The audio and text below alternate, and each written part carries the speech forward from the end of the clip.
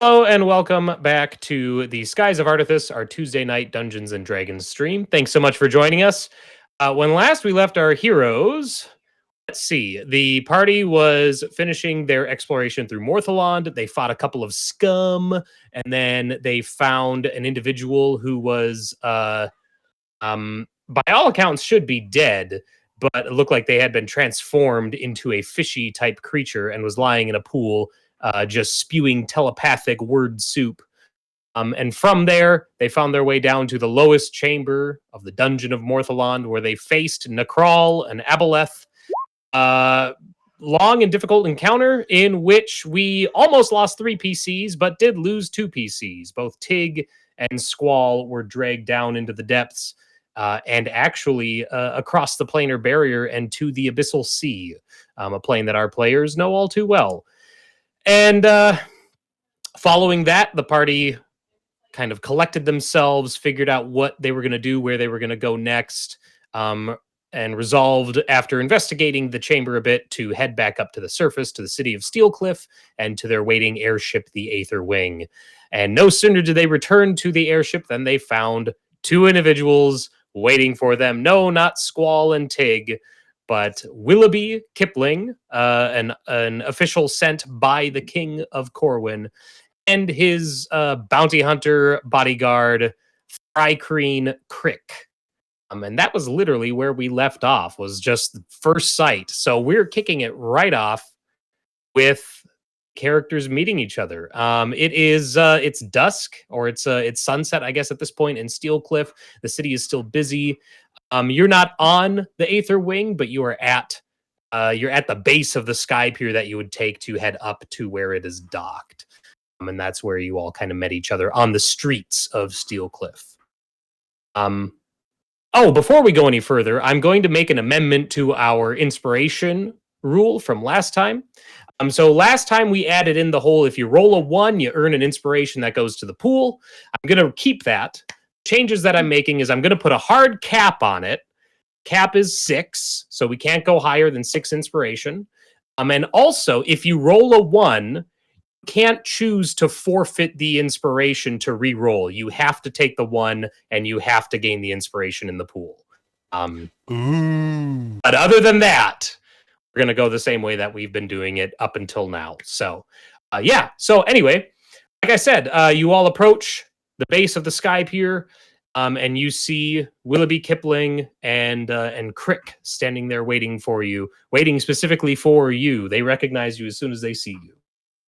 What is everybody doing?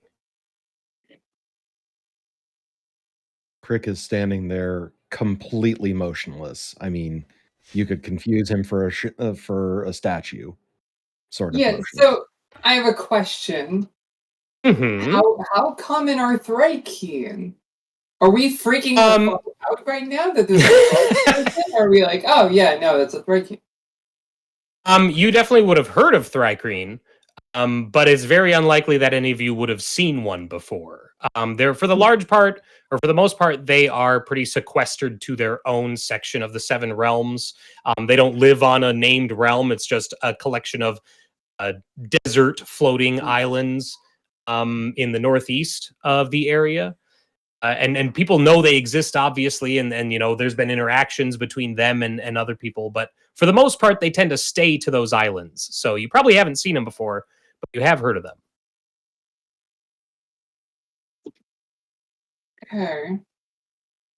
If they're just standing there, I guess I will walk right by them, because Aerashka is in no mood for conversation. Madam, I'll step forward as you go to pass. I have. And I'll introduce myself. I'm Willoughby, and he takes a deep, very foppish bow. He's got like a mustard-coloured cloak on. His breastplate looks like it's more for show than actually doing anything. Another Celsia. He's got like a black moustache, dark hair. I understand you are a representative of the king. I've been sent to catch up with you to deliver a message. Perhaps we could speak inside, and I'll gesture at the ship. Aerashka will just hold out her hand. I shake the hand. She sighs and then just goes onto the ship. Wow. Willoughby looks a little distraught, but then like sees like that whoever is next in the queue to get back up onto the ship, and will Yeah, I mean, repeat. I imagine we all look a bit fucking haggard. Yeah. Yeah, like we've been down in You a can even see basically- like Willoughby's hands, like 1, 2, 3. Where are the rest of them? Like, Yeah, Celsia wordlessly boards the ship. Matt. Glances I at don't Crick. think they're in a chatty mood. I mean, it's just not good manners. I'll probably come next and be like, "Hello there. Yeah, we can talk on the ship, but just so you know, we lost a couple members of our party, so just keep that in mind." Oh, I do apologize. And again, he does this very overly dramatic bow. Crick And- actually responds. You can see his chitin kind of shift when you mention losing party members. Wait, Celsia like hears this from like she's walking up the what's it called? Gangplank? Yeah, and she just quickly turns around and says like, "We didn't lose them; they're lost. There's a difference. We're gonna find them." Quite. I should imagine. And then she turns and keeps going. Willoughby waits for like, literally everybody else to get on the ship before he starts. I'll head up onto the ship. I guess Irynyx is at the rear, probably talking to Menlin, the new hire. And he looks up and he sees the airship and he's like, "Oh wow!" He's like, "That's all yours?" Government contracts have their perks.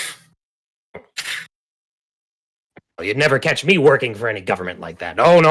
Minlin's an independent worker. Not gonna follow the order of any king or baron or marquis or whatever have you. Okay, well, good luck out there then. Wait, no. I mean, oh, sorry. I mean, of course, until now, exceptions can be made, of course. She just shrugs, kind of makes her way up. Excuse me. It's a narrow plank.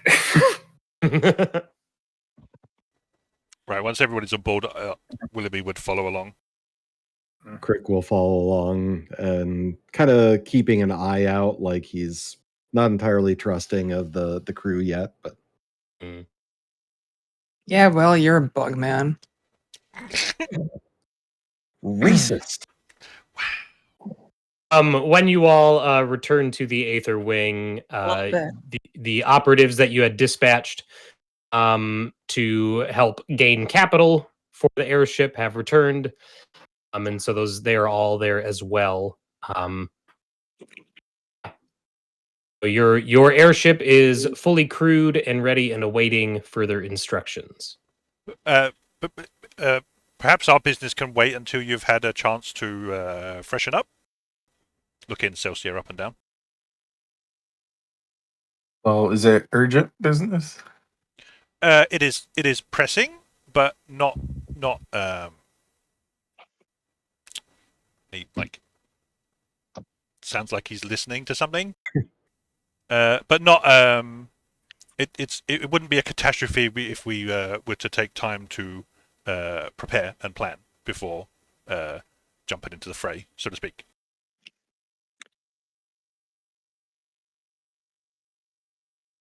Right. This is out of character. Does our ship have like a bath? Is it sophisticated enough to have like that kind of facility? We've probably got barrels. Well, you probably got barrels. Yeah, I would say that there would be like maybe one bath that you all would have to share. Yeah. Right. It's not I'll like be it's in the water closet. lavishly decked out, but I head in that direction. As everyone's And like busying themselves about like Willoughby's like trying to find a way to like interject, and then eventually maybe just like grabs Zephyr and says, where would we be staying?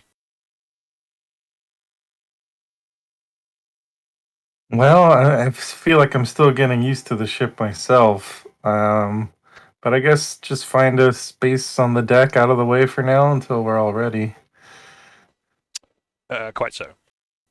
And he just stands literally like a foot away from the gangplank entrance. You can sit down if you want. There's not really chairs, but He like Feel leans free. against the railing. At this, Crick kind of just finds some random corner to slouch in and watch everybody. Celsia soaks in the bath for an unreasonable amount of time. Basically until someone comes and gets her.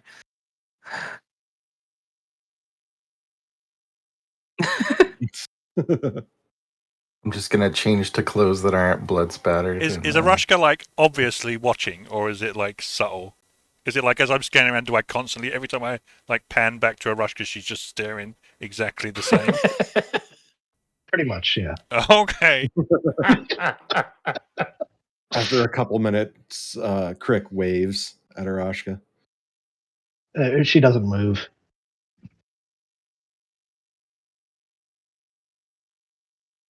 everyone has the time that they need to freshen up. Then following that, I think you all would probably. I think Willoughby would be eager to gather everybody. Yeah. Sure.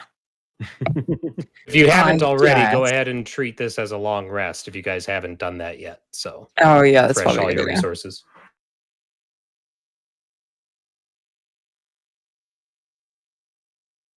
Did it.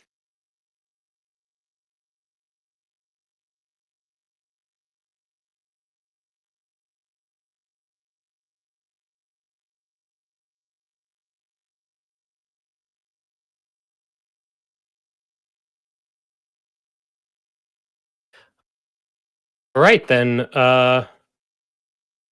And Willoughby, you would have everyone gathered. Probably, I mean, you could do it on the main deck. There's probably like an officer's cabin as well. If it's busy, like I would kind of indicate that it might be best if we were away from like the rest of the crew.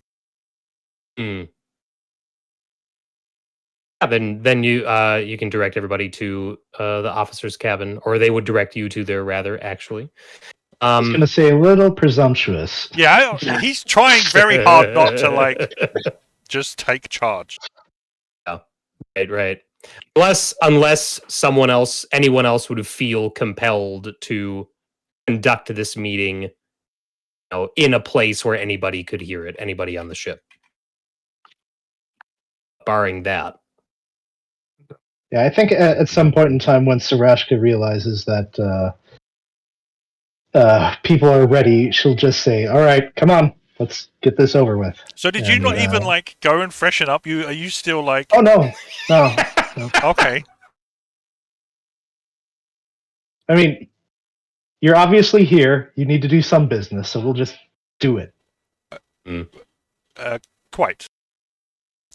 He stands up at like the head of the desk or the table or whatever. I understand you've been given a task by King Summershield, for which he has not given me all of the details, but I understand you were in the process of investigating the fallen tower at Rockwing. However, the situation in and around Rockwing has changed drastically enough that the King has asked for your assistance further in another matter. Okay, first of all, may I see your credentials? I would produce some sort of decree similar to the one that we were given by the King. And it would have the King's seal on it.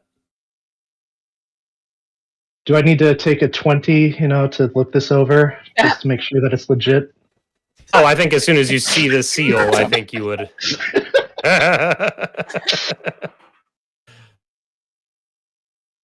All right, she'll. Okay, what do you have? So as I'm led to understand it, the warlord Varkot, his forces have gathered outside of Stag Hollow, and the watchtower has been reclaimed. Can we go to the world map? Yes. Yeah. Was just going to ask for that.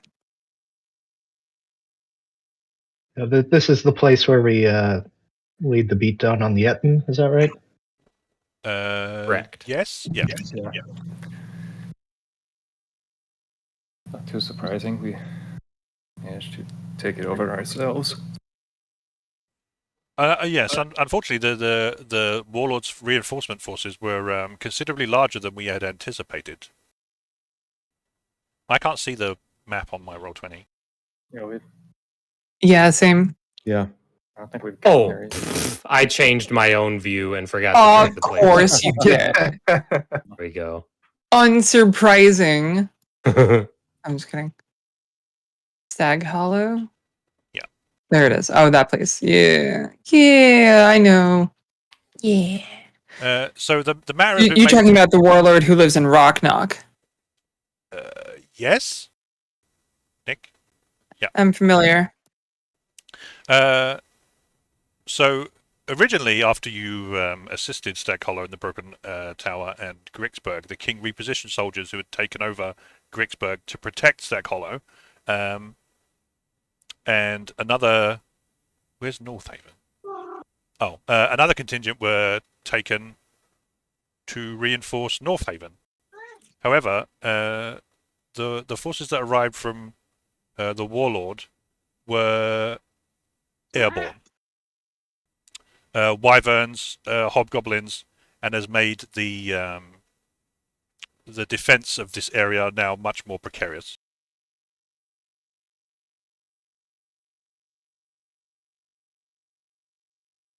Celsia doesn't say anything more, but she looks increasingly more visible as the meeting progresses. More, you cut out in the middle. What did you say? More uncomfortable Okay. as the meeting progresses. Like, she doesn't say anything, she just kind of fidgets to herself, is glancing around, kind of like doing this, like Okay. that kind of thing. So we initially, should the probably king. bring in. Oh my goodness, not Celsia, but Celeste. Celeste? Celeste. Thank you. we should bring her into this conversation since she at least sort of knows the area. Because I'd be curious to know what she knows. Okay. Yes, I'll go fetch her. And I quickly rise to the table before anyone else can volunteer, and I walk out. Okay. And I head to Celeste's quarters or wherever she might be stationed at the moment. Mm-hmm. Yeah. All right. So you return with Celeste. Well, actually, before we come back, I as we're walking, like I fetch her, I tell her what the situation is, and then on the way back, I just say, Miss Illyria, I have a question. If I may pick your brain again. Certainly. How does one in your position deal with failure? Well, it is difficult. As far as I know, I would say that you have to stay focused on the task at hand. Like, one failure it's just a setback. There's always something else that needs doing. There's some other task that needs resolving. I feel as though I have conned my way into this group. And I have failed to protect two who are dear to me. And now I don't know what to do.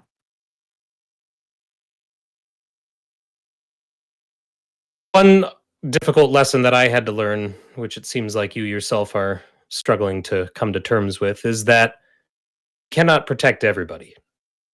No matter how hard we try, events are outside of our control. Once you come to accept that, and it gets easier to do everything you can for those around you every time. You just have to be good with that knowledge that each time you are trying your best, succeed or fail.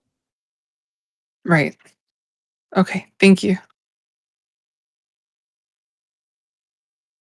Her mannerisms make it pretty clear that she's still struggling with that. She doesn't 100% believe it.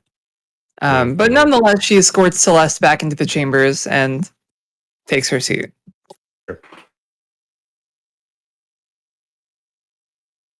Celeste looks at everybody and then looks at Willoughby and Crick.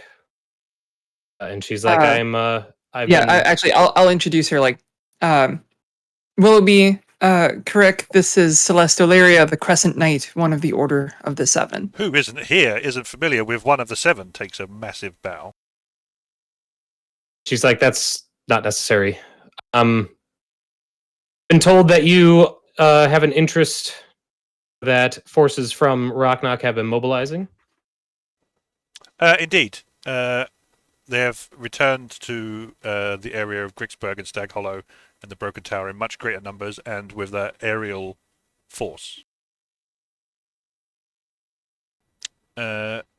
Initially, the king sent some airships to try and deal with the situation. However, we found that the smaller, more maneuverable Varkod's forces made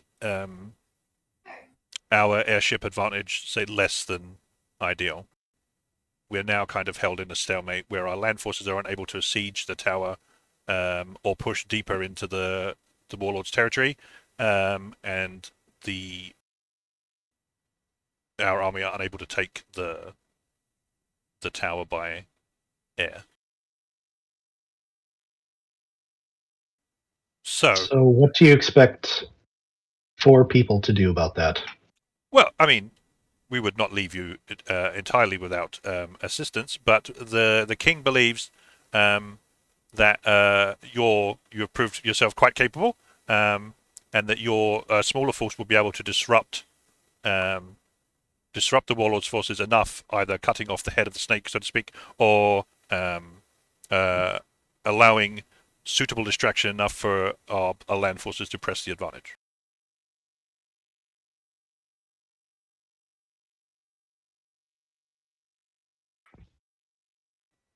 Willoughby like rocks on his heels slightly. The king's force is ready to mobilize currently. At present, they are spread quite thin, but they are in position in Gricksburg and Stag Hollow, and they're just unable to progress any further due to the aerial advantage the warlord now possesses.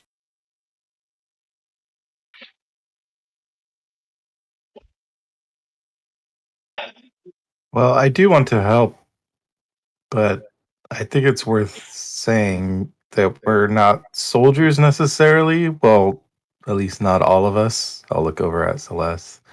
And I know we have helped in some ways and done way more fighting than I ever imagined when I first stepped foot in this realm.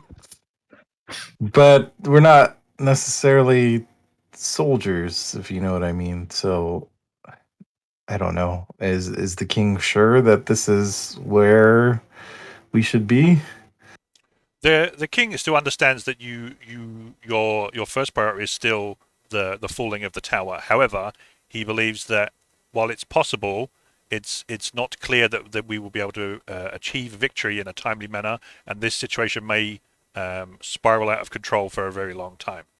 What the king suggests is that you address whatever leads you have been gathering here in the east, and if possible, help to infiltrate the warlord's forces and cause enough disruption that our land forces can finish the job, so to speak. He does understand that you are,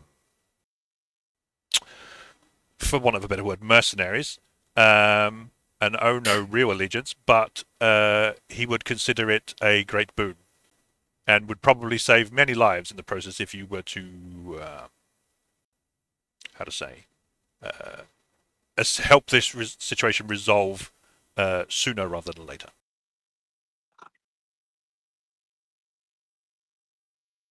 The last temple has remained undisturbed for thousands of years. Do not know that a delay of a few weeks in order to resolve this conflict represents significant change in its status. So as I asked Nick before, and as I understand it, it would take 3 days, like straight travel, to get the ship back to that vicinity, like the Stag Hollow. So, Willoughby Would take 2 days to reach about Stag Hollow. It would take 3 days to reach the fortress of Rocknox. Oh, okay, right, cool. So, Yeah, as the king says, what is the expectation? That we help retake the broken tower? That we, airdrop into Rocknock, or what? We would need some sort of. as the king has put it to me, he believes his advisors think that the most prudent course of action would be for your small company to infiltrate Rocknock and deal with the warlord's threat to Corwin there. He does, however, appreciate that there are probably other avenues that could be explored, which you yourselves may be able to address, and I will gladly inform him should that arise. But that is the situation that the king has presented to you to address as you see fit. And about this time, all of you hear Crick's voice in your head, and that's why I'm here, to assist in your infiltration and potentially the downfall of Rocknock.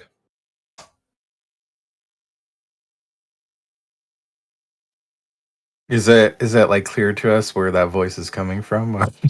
It doesn't take long to figure it out. It is not anything like obvious, but he is staring at all of you, and he is the only person that you haven't heard speak. There's a quick flinch of surprise, but then that's it. Crick actually chitters out something in his own language. So, as I said, if you have other situations in this area to deal with, the king is flexible that you be allowed to pursue those if they are aligned with your current goal of the fall of the Rockwing Tower. But he does press upon you that the longer the stalemate goes on in the Cricksburg and Stag Hollow area, the less predictable the outcome of the situation will be. And yourself, Willoughby? Are you to stay with us, or are you heading back? I have attended with my good friend Crick here, as I believe he has the skills necessary to assist in the mission, so I will be on hand should you require. Yes, I do believe I will attend the infiltration with you should you wish to proceed in that fashion. And I think I missed it, Willoughby, but trying to think of the best words to say this. What's your job title? What's your relationship with the king? Could you hand me your resume? What would you say? So, what would you say you do here? Okay, fine. What's your level and what? So, the people that are involved with the Rockwing Court already would know that the Kipling family has been involved with the court since the founding of the city, but in recent years, Willoughby has gained the attention of the king by clearing up weird, not like scandals or So you're like a fixer. Kind of like a fixer / investigator. Yeah, his family runs like a merchant business that primarily deals with weapons and the import of exotic goods. But he's like the last heir. to that, and that he doesn't really. It's known that he doesn't really deal with the day-to-day running of that empire anymore.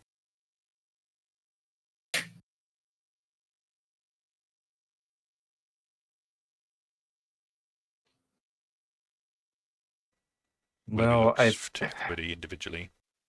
like I said, I don't want to leave innocent people in harm's way. So if he can help, but yeah, And one of our there's at companions. least one thing that I feel like I can't speak for everyone here that I at least need to take care of before we do that. That I've been leaving for far too long. Quite. Like, I do wish to impress upon you again that it is not my intention or the king's intention for me to come in and take the reins, so to speak, but just to remind you that the king would be very grateful of your assistance in this matter, and it may lead to a swifter resolution of the situation in the area than left without your intervention. So yes, I'm more than willing to defer to your judgment on how you would prefer to proceed. It's recovered from our previous expedition. Take some time to install and finalize. In the meantime, I think perhaps an assault on the fortress would be called for within a 10-day or so. If that were possible to address within a 10-day, that would be absolutely fabulous. So much time I need to get ready.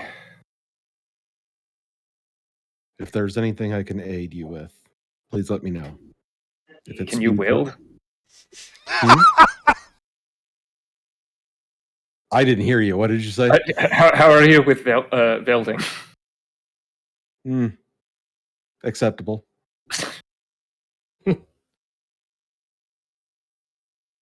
I'll shake Minland by the shoulder or whatever. Be like, okay, we need to start on our work.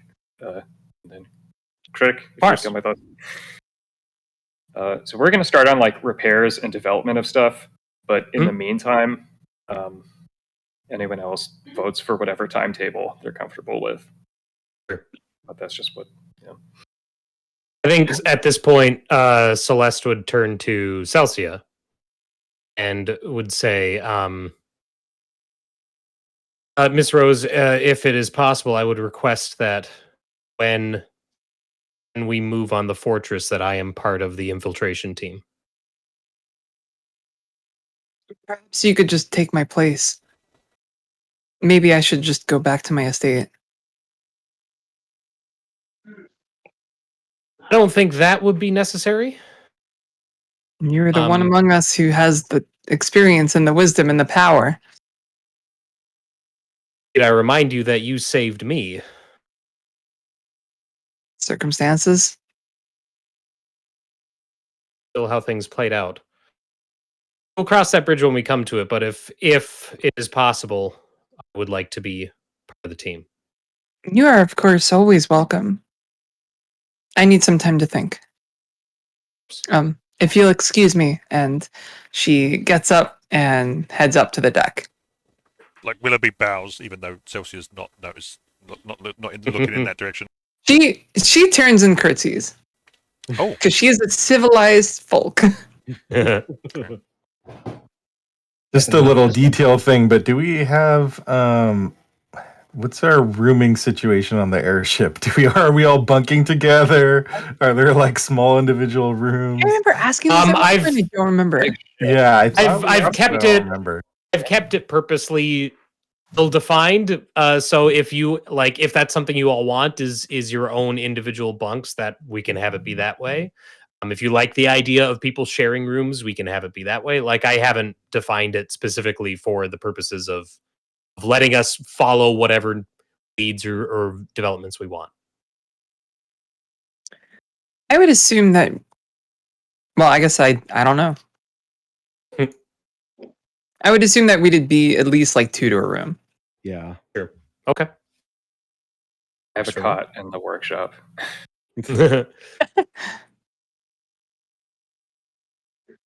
I probably was rooming with Squall, I bet. So now I'm just have my own room. No, that's so sad. You go back there and there's like the table is just That's like so covered sad. in maps. Just maps No. everywhere. Zephyr opens the door and pushes a cot out in the hallway and then slams the door shut. A bundle of maps in the hallway. I was gonna say, cut to a scene where out of like one of the portholes, just a bundle of maps just gets thrown out. Oh gosh. Wow! That's so harsh. We'll never forget your contributions to this party, Squall. Yep. Get this out of here. I want my own And room. gone.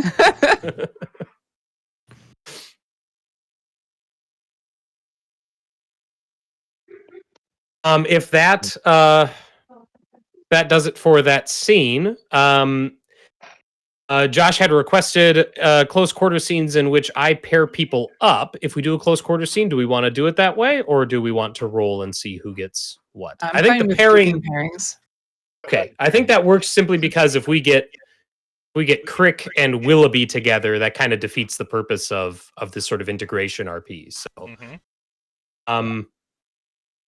and Plus, you've got to do something this session. So yeah, right. Well, here it is. This is my one contribution to this session's content. For close quarter scenes, I have paired Celsia and Zephyr, Willoughby and Aerashka, Crick and Irynyx. So, Cayce, I'm really glad that your bit worked out the way it did. So I'll go ahead and put that in chat. For our viewers who may not be aware, close quarter scenes are RP scenes that we do where two PCs are paired up and they get a short little vignette specific to their characters, whatever sort of interaction they want to have for that scene. They're a lot of fun. They're a great way to kind of explore evolving relationships. Normally we roll to randomly pair them up, but in this case we're doing it manually. Whoever has an idea for taking their scene can go ahead and get first. So I just sent Justin a message that says, "What are we going to fight about?" Ian, I think Celsia is probably going to be up on the deck having her little crisis of faith. Do you have an idea for like would you go to her or would you want her to come to you? I think Zephyr would probably go to her a little concerned about what she just said. Okay. That not works wanting for to me. lose anyone else. Yeah. Yeah, so I'll find Celsia on the deck and slide up next to her. How you doing? How am I supposed to be doing? Usually not good in this type of situation. Squall was your crewmate, right? In a way, he was like the first friend I guess I had since leaving home. We traveled together, and I guess even at home I didn't have many friends. It turns out when you're the person who always shows up when there's death happening, people kind of associate you with that. And, don't put you first on their list for parties, I guess you could say. Well, I don't associate you with that, Zephyr. Appreciate that. Have you lost anyone before this in your life? She just quietly shakes her head.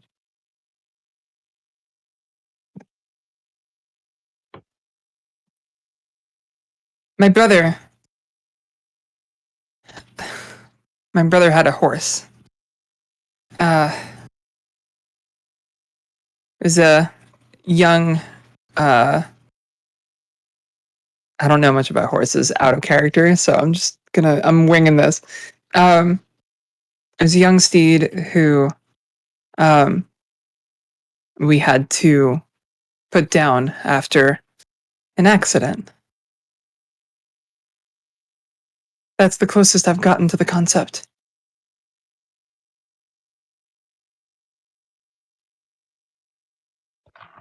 I knew it happened, of course, but in the stories, they kind of gloss over that, don't they? That's true. I don't think I know the stories as well as you do, but yeah, my family told plenty of stories, and that's the part they always skip over, I think. Or they make it more romantic than it is, I guess. You're not gone.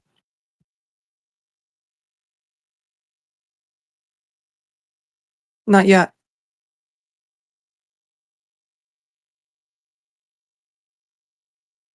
It's kind of weird for me. I've seen a lot of people die in transition. I lost 3 of my sisters and my mother and my father, all to the same sickness within a few weeks. The first one, I feel like, is always the hardest because that's your first time facing death. But it doesn't really get easier. You would think when you watch that many people die in a short time, but each time I felt like, I don't know, it's weird. I had this thought in my head, well, if at least it sounds weird to say, if at least one of them can survive, like you just keep thinking to yourself, no matter all the evidence in your face, that somehow at least one of them are going to pull through, right? You just convince yourself, no matter how much death you face, that it's not going to take one more. I don't know what I'm trying to say exactly, but I'm not saying they're gone forever, but there might be some things we have to accept, and it might not be that they're dead now, but it might be that they're out of our reach right now. There's like tears welling in her eyes, and she turns to Zephyr and says, I'm sorry. Here I am. My first encounter with such thing, and you're an expert. You've seen so much more than I have. I feel like I should power through it, but it still hurts knowing that I was there.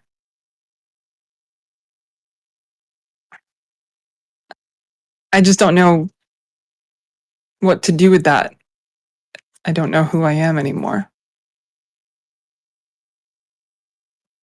Well, I think that's normal. I think what I always try to tell people is the first instinct of everyone is to run away, but that's the worst thing you can do. Don't run away from it. You just have to face up to it.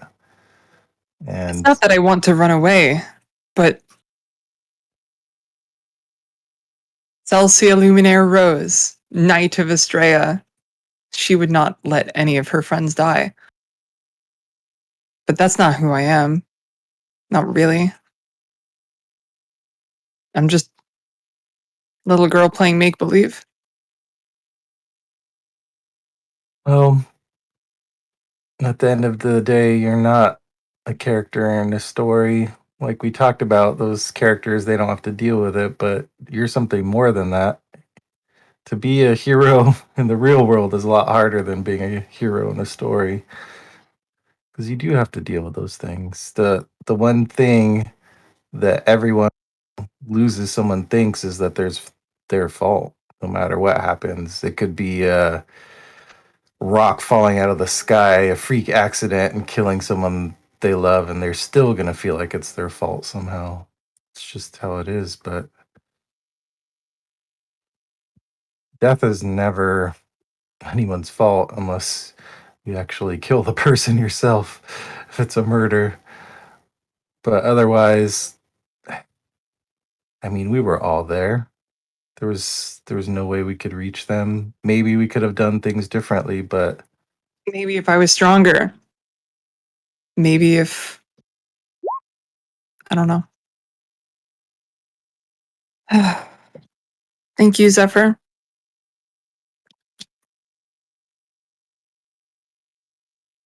don't know if I helped, but all I know is we've been with each other for a while now, but I still feel like there's a lot I don't know about you. But all I can say is the best place for you here, if it's not presuming too much, is the best place for you right now is here and not back home. I'll try. But I still don't know where these powers come from, and they seem to wane. With my belief in myself.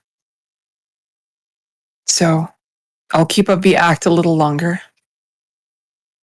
for them. And then she kind of peers over to the horizon, and before you leave, she starts singing. Very soft. You almost don't hear it at first, but then you realize that she's singing under her breath. And it's this slow kind of melancholy song, and the lyrics go, "Adieu, but let me cherish still the hope with which I cannot part. Contempt may wound and coldness chill, but still it lingers in my heart."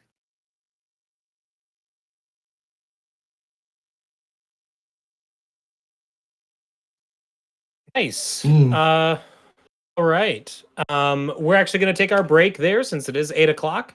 And when we come back, we will wrap up the other two scenes. So sit tight. We'll see you in a little bit.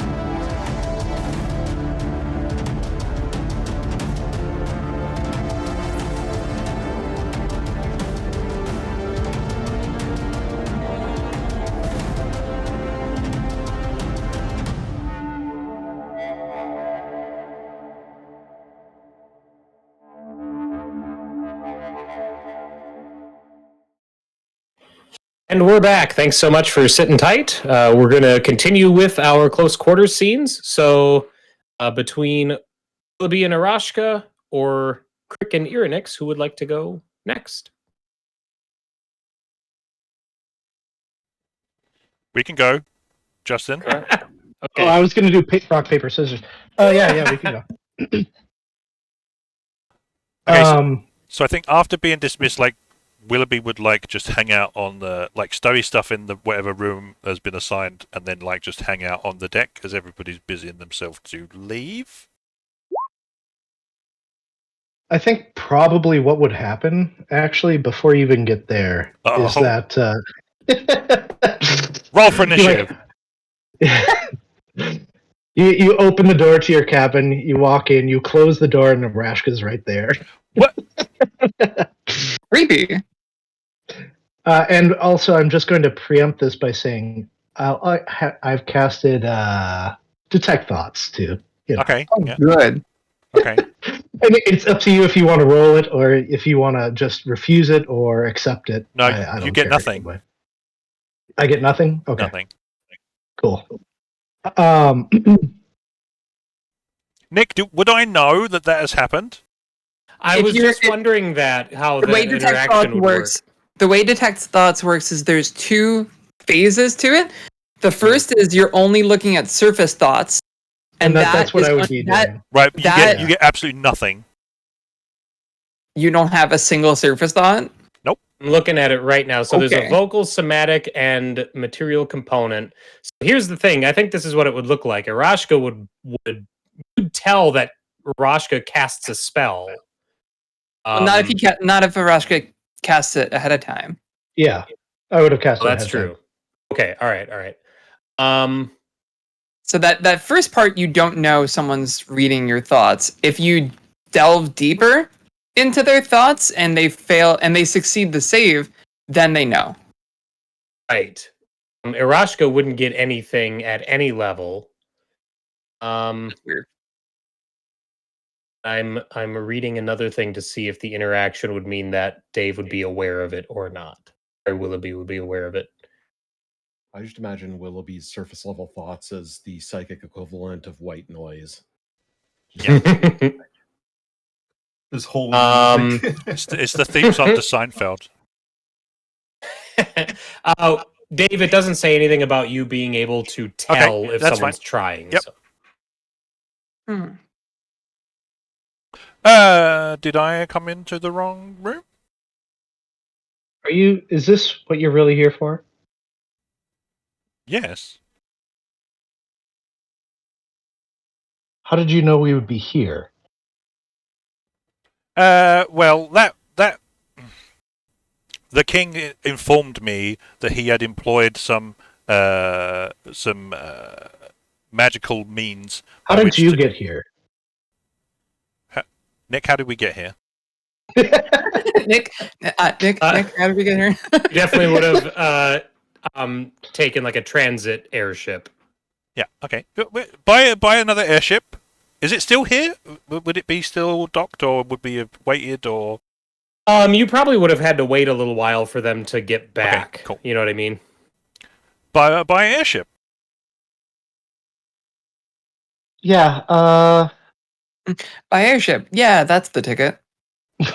Here's my ticket stub. No ticket. I knew you were going to do that. Yeah. I've heard some interesting things about you. About what you do. So at that, Willoughby, like, physically, like, his features physically harden. Like, he's dialed in now, right? Oh, shit. And still nothing on the Detect Thoughts. Yeah. I'm assuming, Nothing. yeah. Nothing. Go on.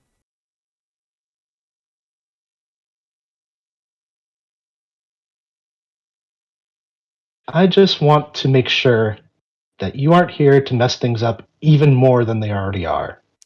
I can assure you that is not my intention. The king has asked me, as someone who has been known to do particularly sensitive missives and tasks in the past. I assure you, my intentions with you are only what the king has requested. And what the king has requested, I have explained. Interesting. Not sort of expecting that from you. Did you say you wasn't expecting that? No, I wasn't expecting you to not have an ulterior motive. Why? Well, maybe I didn't wrong. take you. I mean, your family is outside. You've come from another place to court recently. I would imagine. I would find it difficult to think that you had been sucked into those kind of petty discussions already. Aerashka looks a little confused here. And that maybe she has overstepped a little. Petty? Be? Interesting. Maybe you aren't who I thought you were. Was you expecting somebody else? Was you expecting someone else? No. I understand really. you are quite fond of your father's position in court, and I dare say that has its own obstacles and particularly treacherous schemes to navigate. But I can assure you that's not my intention here. Okay. Her hackles were going up as you were saying that. Like, are you threatening me? Are you threatening me? Okay. I was in a meeting with the king and your father less than a 10-day ago.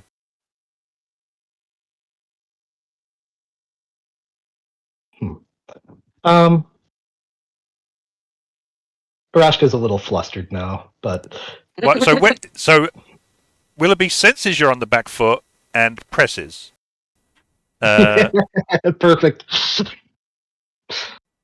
So, as I understand, much of your father's dealings with the king are not for the public consumption at court, but as I understand it, the magical communications with which they have attempted to reach your homeland have been difficult, if not impossible, of late. That is correct. Well, then I perhaps, as a token of my sincerity and good faith, I provide some information to you.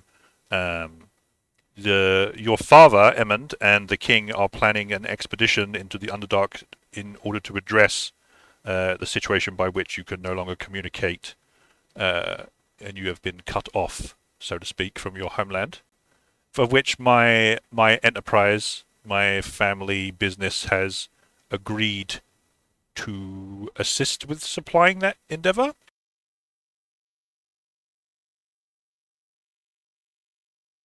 Voice raised a little at the end there. Like, am I? Well, I was looking at Nick just to make sure. No, that's great. I like it. I like it. Okay, cool.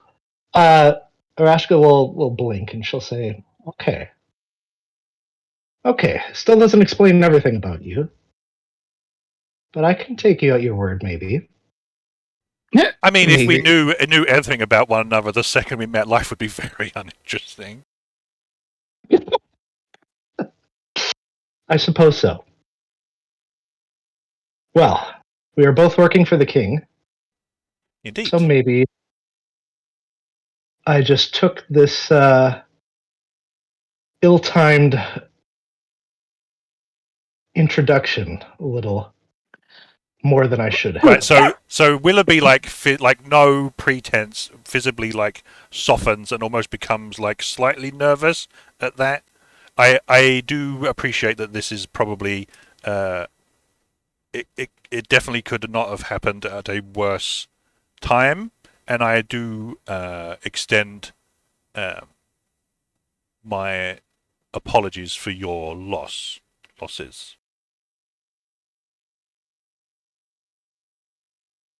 It is what it is. We have to keep moving. Indeed, better to run than curse the road, so to speak. Oh, I haven't heard that before. I like it.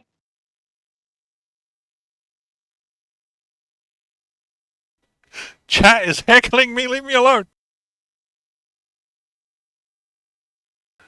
Now, if you don't mind, I do believe this is my room.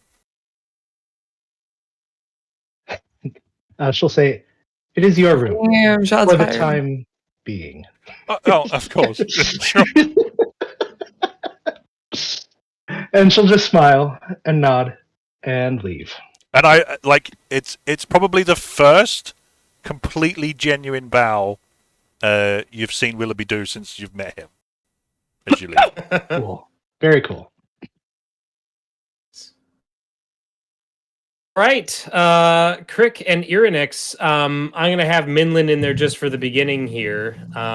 He goes into the laboratory to the workshop with the two of you. He's like, you mentioned something about portals. You're interested in doing something with portals, yes? Yes, familiarize yourself with these if you would. And I guess she'll reach in her bag and pull out whatever the rift detector blueprints or He kind of opens them up and he's moving them around and looking at them, and then he looks up to Crick. He's like, "Do you have experience with this sort of thing? Is this something that you're accustomed to as well?" I'm not familiar enough with this kind. I have dealt with portals of other kinds, though. You have. Then, in hearing Crick's voice in his head, Minlin's like, he's like, "Sorry, that's to get over that." I know, right? I'm going to go lie down for a little while. I'll take the reading material with me. My presence seems to be unsettling to you and your crew. Well, it's merely by coincidence, I think you could say. Creatures of the Underdark have a way of getting into one's head, so to speak. Tell me about yourself. Familiar enough with Kipling for his family and their wares, but I must admit I was surprised to see one of your kind this We far don't leave afield. our homelands often. Indeed. My pack had been wiped out during a failed hunting session, and my clutch had moved on by the time that I tried to catch up to them. And I figured it would be a good experience to interact with humanoids. My condolences. I'm sorry Oh, for your good. It was a couple of years ago. It's another matter. It no longer bothers me. And what brought you into the reach of Kipling and Summershield? I'm a hunter, and I have been employed by the king, and to an extent, I have, at this point, decided to work with Willoughby, and my current employment is to aid you and your crew. It is much appreciated. We find ourselves beset on all sides, I might say. So she's gonna lie down on a mechanics creeper and just like wheel under some piece of machinery, carrying on the rest of this out of line of sight, which I guess doesn't really matter for our conversations. So, Nope. What's the most interesting thing you've taken down in your hunts? Well, I've had quite a few experiences, but at the current time, my prey tends to be other humanoids. It seems your kind wants me to recover, sometimes alive, other times not, those who have shown themselves to be an enemy. You're a bounty hunter. Yes.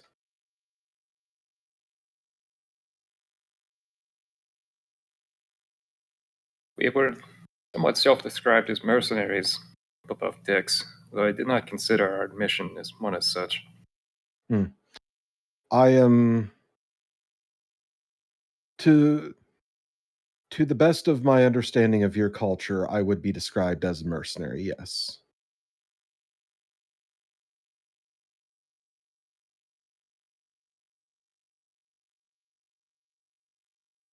You seem uncomfortable with that.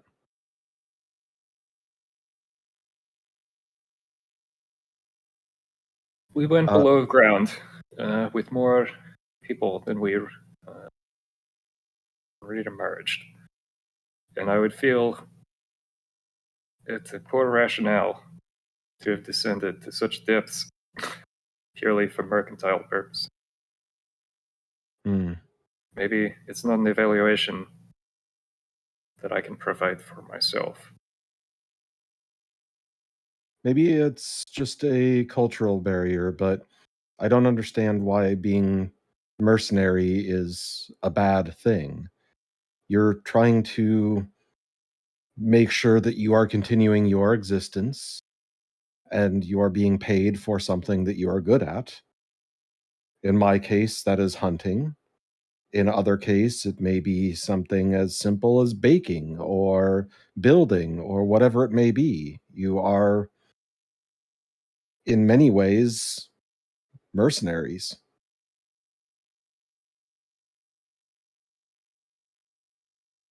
Yes, all employment can be described as such when you get down to it. At least that is my impression of your culture.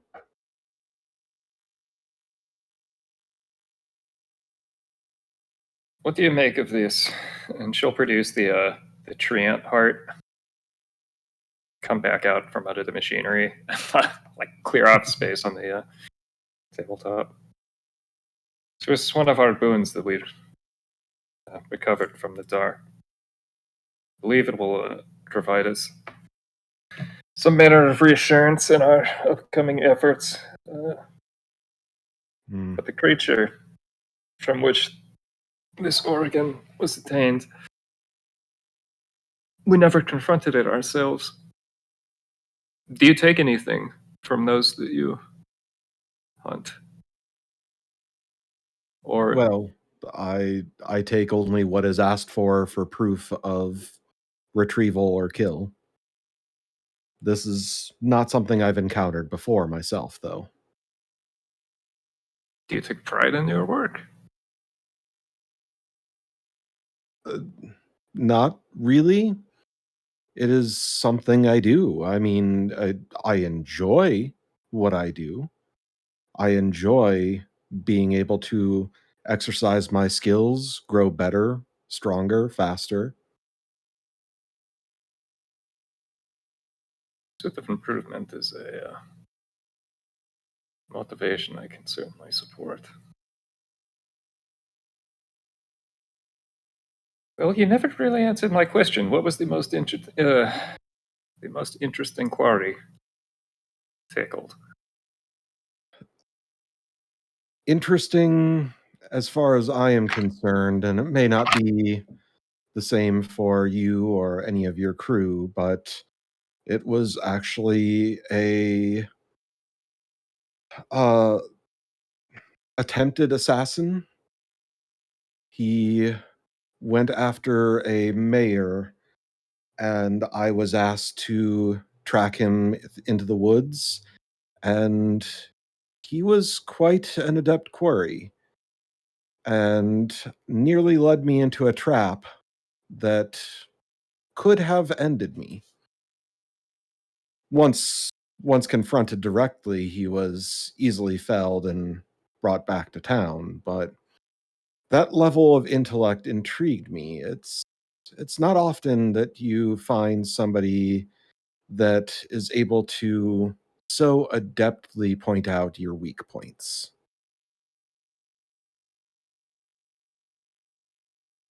Thankful for the opportunity to improve. My kind, we take enjoyment in improvement.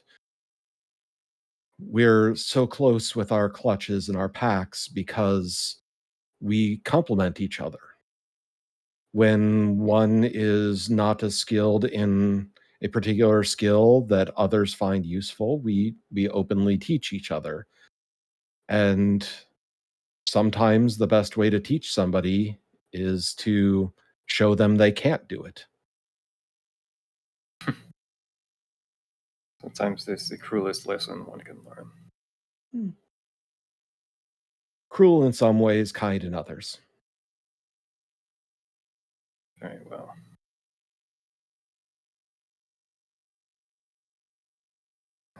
Our targets in the tower to the north, Rocknock. Are you familiar with them at all? Or you come purely, as you say, as the mercenary? My intelligence on the situation is pretty minimal. I am, at this point, meant to more be an aid to you and your crew in whatever speeds us along this path as quickly as possible. So if we do have to take side trips between here and there, then that is understandable.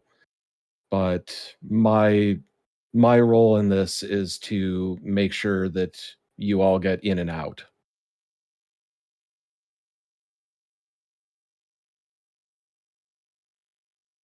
We can certainly improve our track record of such.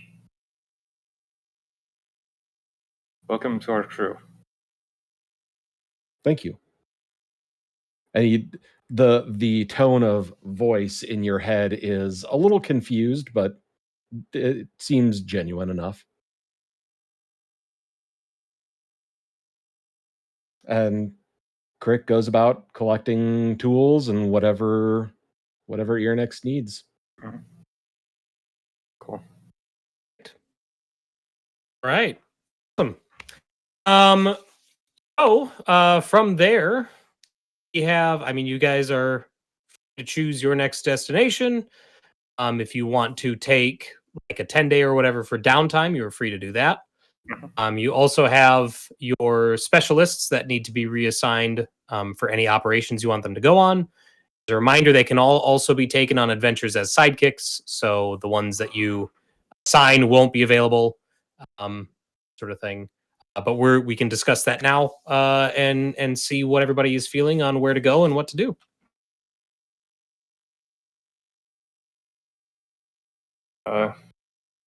Final Temple is in between where we are.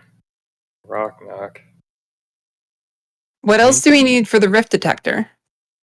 I think we have all of our points, and also it doesn't really have any defined functionality as of yet, so I don't really know what it's going to progress. Well, presumably it detects rifts. Yeah, I mean, maybe we either figure that out off air, or if you have something in mind, like what it does already. Were you thinking of it being like an airship thing or a handheld thing? Probably starting in the airship, since that's like our main way of transportation, I think. But like basically so we don't get caught off guard by the red lightning storm again. Like trying to either avoid that or being able to pick it up remotely. Right. It would probably start as being able like to avoid it or get like an early warning, and then I think from there it would probably require refinement to turn into something where you could actually find them and go after them, that sort of thing. I would say, I mean, I don't have a specific thing. I think that it's just probably going to take I'd say one downtime activity's worth to get it to a point where you can install it and start to kind of toy with it. Cool. And then from there, probably take another downtime to refine it, etc. So Yeah. Okay. So we are also about to. I don't know. Like I think we're also taking net time, probably to do the temple before going to Rocknock. But there are upgrades to the ship that might be relevant for downtime. But Zephyr, it is like your location, so I guess maybe defer to you on timetable requested maybe. Well, I know there's lots of things going on, and I don't want to drag everyone along with me necessarily, but I've We been just spent putting like this 2 months off for. underground, so I wouldn't worry about that part. I feel like, yeah, Emic directed me to go there a long time ago, and I've been putting it off, and I can't help feeling the longer I put it off, the worse things can happen, and maybe they already have happened. I don't know what we're going to find there. I can't promise that we're going to find anything helpful, but I feel like Emic would point me there for a reason. Maybe we'll find something that can help us recover Tig and Squall, or is that a pipe dream? I don't know at this point.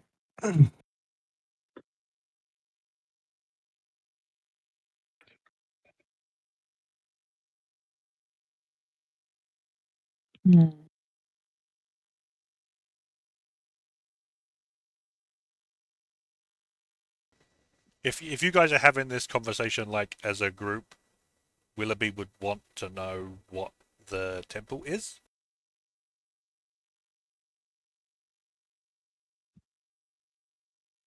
It's kind of hard to explain. You really have to see it.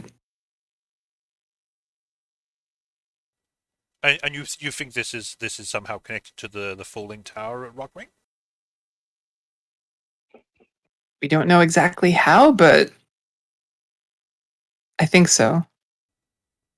Well then, that, as I understand, that is still the king's primary function for what he wishes you to deal with. So, if that is on the way, I do not see any reason why that shouldn't be a stop that is made.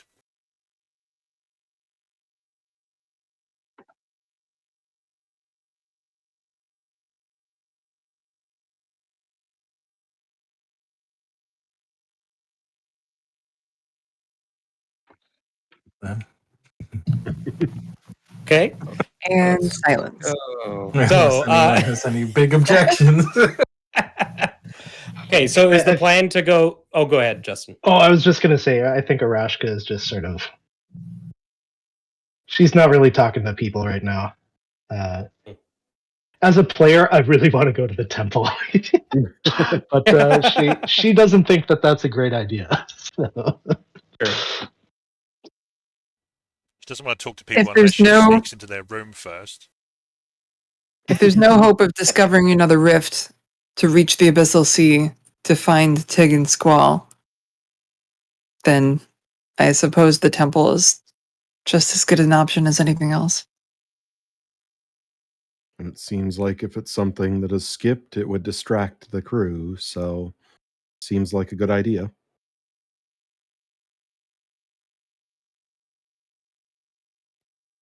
I am indeed very distracted.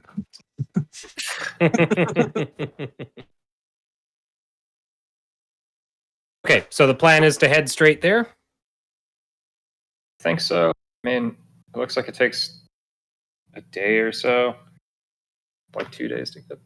2, 4, 5, 6. It's going to take a little over, about a day and a half to get there. Okay. I don't know. Like, we can kind of meander or something if we're going to try and upgrade the ship along the way, I guess, afterwards. But I think we can just head straight to the temple because we don't need the airship for whatever we're Wait. going to accomplish on the ground. I think. Willoughby, Milady? you have the king's ear. Is Not the on king me. aware of the situation in Broadstone? The situation in Broadstone. The prison?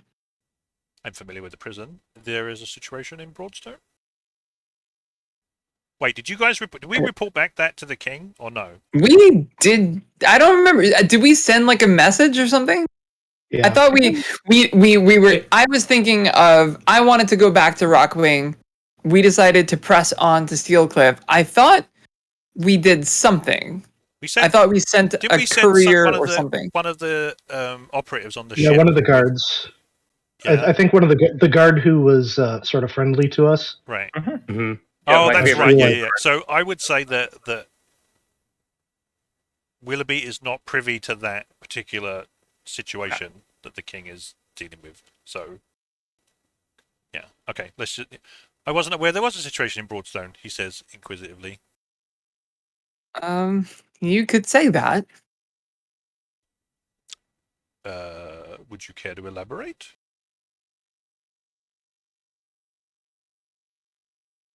We went to Broadstone. You could tell that Willoughby's like feigning disinterest, right? He really. I'm gonna make an insight. I'm gonna make an insight test on you, my friend. It's not gonna go well because I have a -1. Sure. Oh. Oh. Oh shit! Yeah. So you've probably been round court enough to realize this is like the typical like I don't care but I really do care kind of ploy. Gotcha. Yeah. So I'll basically go over what happened in broad terms. Get it? Broad terms. Yep. It's a good gang. Okay. We arrived in Broadstone with a pardon for a particular prisoner who had information that we needed. And what we discovered was that the prison warden and most of the guards who were in on it were using the prisoners as, shall we say, experimental flesh. Basically stripping their souls out and placing them in soul gems. Willoughby goes from like genuinely like shocked to like quite visibly annoyed. Like just for the very slight like wrinkle on his forehead, like why am I hearing about this now kind of thing. We managed to free the remaining prisoners before they could be slain in such a cruel way, and dispatched as many of the walking remnants of the previous prisoners, who had clearly perished.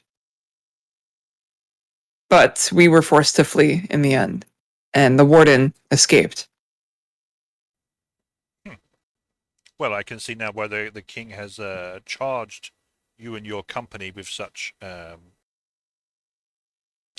I don't. pivotal. She shakes her head at that. You do seem quite capable. Oh, What? please, you're suppose you're too modest. I don't suppose you know where Lady Arlanda is now.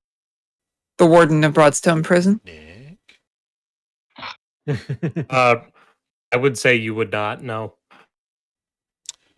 Her family has been conspicuously absent from court of late. It was noted. However, I imagine she would be. I mean, she would be at court, right? She was the warden of the prison, but her family might have like disappeared as well. Yeah, she had a brother that would have represented her in the city. Okay. But he's been absent for a while, like even before they were dispatched to Broadstone. Okay, he's probably in the prison as well then. Is court in session? Is it the season? Nick? At this point, I'm quite happy to make it up. I don't want to tread on your toe. Oh, that's fine.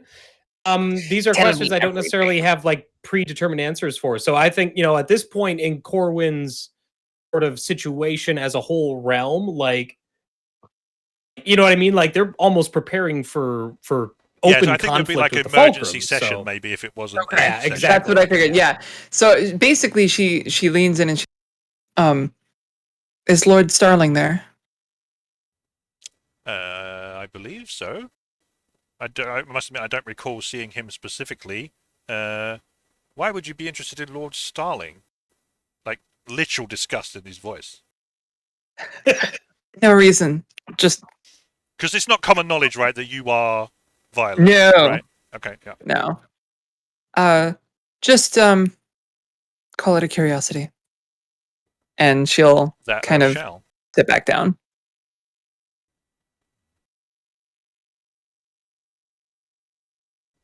At this point, Willoughby would announce, I do have a sending stone to communicate with Sir Quentin, who I believe is the King's aide.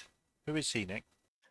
Correct. Yep, he's the King's Aide, and he's also he was the liaison between crew and the King, like in the city of Rockwing. Right. So Okay.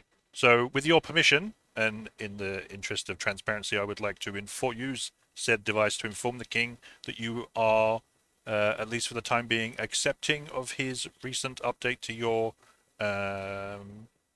prerogative, and will be attempting to assist us with the Rocknock situation. As you will. Then, if you'll excuse me, it's like 25 words or whatever, so I will go and prepare that message to send. How much wood could a woodchuck chuck?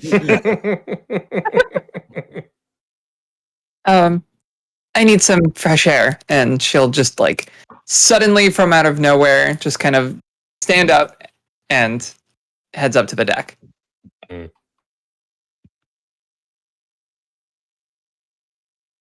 all right. In the transit from Steelcliff. Also at some point, I know Cayce and Justin both kind of floated some ideas for operations for your specialists. That's something that we would have had to establish before you left Steelcliff. So is that something we want to discuss now, or do we want to handle that over like Discord chat at a later time?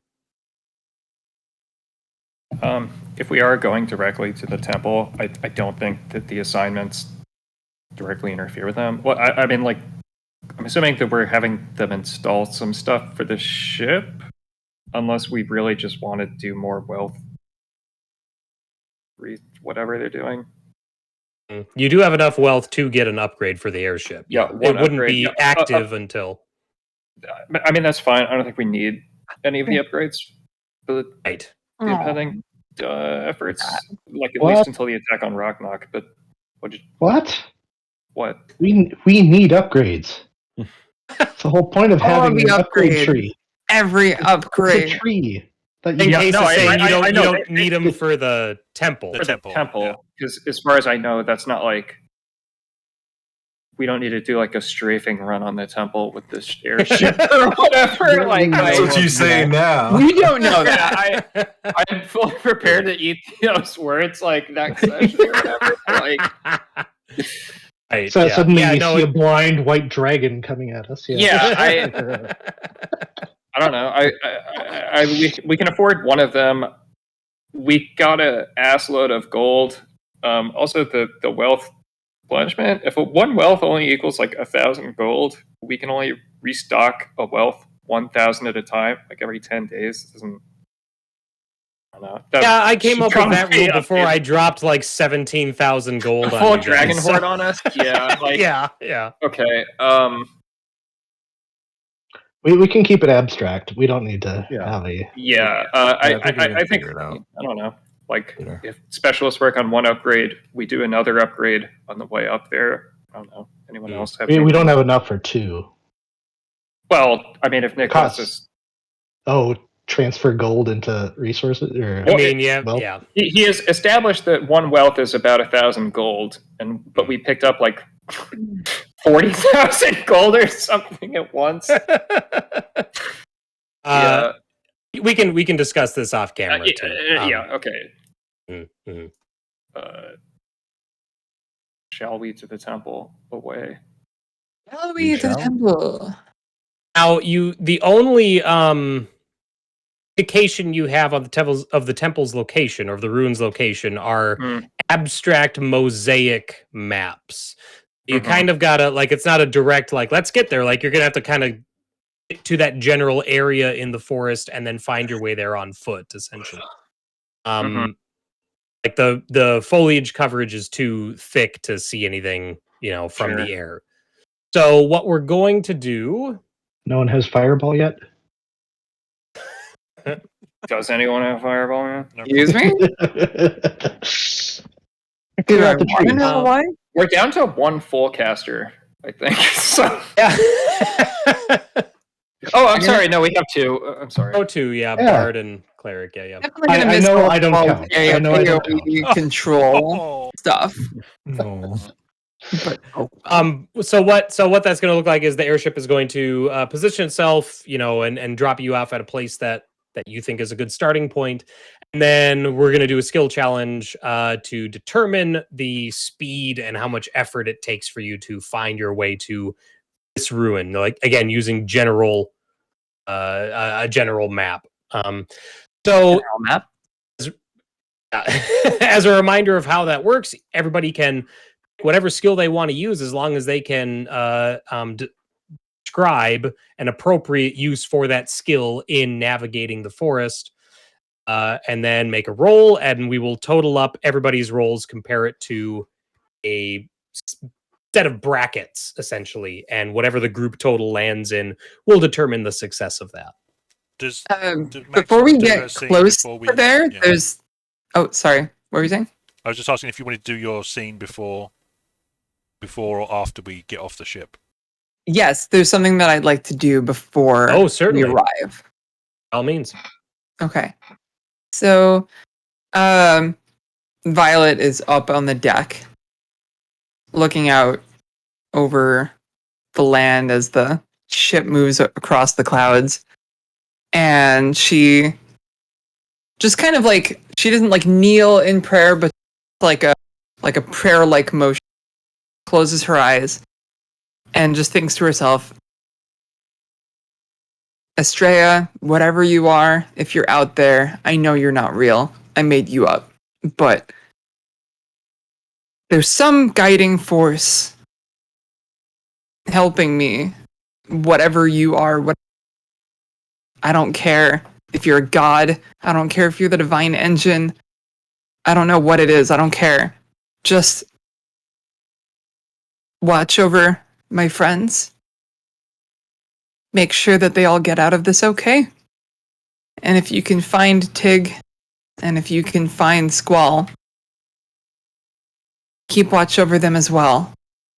And if I am meant to be on this road, if this is truly my fight, tell me, please send me a sign, anything. And unwittingly, the words, the prayer, as it were, the words are sent along the wind, and her own divine power reaches out, and I cast Find Steed without realizing it.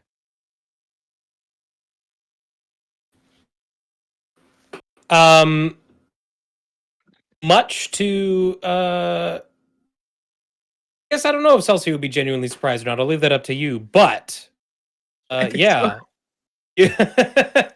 An answer comes in the form of a brilliantly colored hippogriff that you see flying beside the ship. It cocks its head, and you can see it's looking up at Celsia. And then it shakes its shoulders and flaps its wings, and it soars up into the air and then spins around and lands down on the deck of the ship. And it lets out this squawk, shakes its head a little bit, and then bows its head down as it approaches you. she looks like stunned for a second. Like when it lands, she just kind of like steps back, but she doesn't think she's in any danger. She doesn't like draw a weapon, or she's obviously surprised. She takes a couple steps back, and as it lowers its head, she steps forward and gently starts to pet its like mane of feathers. Hey, where did you come from? And it can't talk. It doesn't know. It can understand common, but it can't speak back. But it makes like a motion like it understands what I'm saying. Oh yeah, you definitely get the sense that it knows what you're saying. Wait, but I thought I already had my divine steed. And can I make an intelligence check or something? Yeah, if you think that's appropriate, you're cheating on your divine steed with this No, brightly coloured harlot. I'm making an intelligence check. 15. Is that enough to know that Squall, to figure out that Squall was fucking with me? No! Okay, so I'm going to give you my barometer. Generally, when I ask for a test that doesn't have a clear target number, I immediately go 15's the mark. Like that's, okay. You know what I mean? And I might adjust based on circumstances. I think So there's something. So this hippogriff, it's obviously like I can tell it's celestial just looking at it. And if I had, and actually I will activate my divine pings as celestial. And there's a feeling of divinity and like this ethereal, almost Empyrean nature to majestic creature that horse did not have. And so she just thinks like, excuse me, you never used the detect thing. You're not get out of here. Just a so big, permanently she just wet kind of horse. files that in the back of her head, like, I think that was just a normal horse. She doesn't yet realize that it was Squall fucking with her, but she now realizes that she was just basically appropriating some horse. Some extremely friendly horse. But that explains why that horse ran away at the first sign of danger. It wasn't truly my steed. So I think I'll take it. I think I'll leap onto the back of the hippogriff, which takes like 3 or 4 tries. Just like, trying to throw my legs over, and take it for an extremely quick spin that she does not have a good handle on yet. And after like 5 or so minutes of soaring through the air around the airship, lands back on the deck, gets off, and looks refreshed, exhilarated, like, okay, whatever this is, it has spoken. I will be Celsia. Nice. But she's still relying on that identity. So it's like a step closer, but it's not quite. I don't know. Would you consider that a milestone? Sure. Yeah, I think so. Okay, cool. What do you name your hippogriff? That's a great question. Squall. Squall. I was gonna say Squally. Squally. Squally. Is it male or female? A female. Okay. I think it takes a couple seconds for her to come up with a name, like a couple minutes, I mean. But she says, petting its mane again, what do you think of the name Imperia? Squawks in affirmation. Imperia it is. And that's it. That's my scene. Yeah. I've added Rhea to your journal.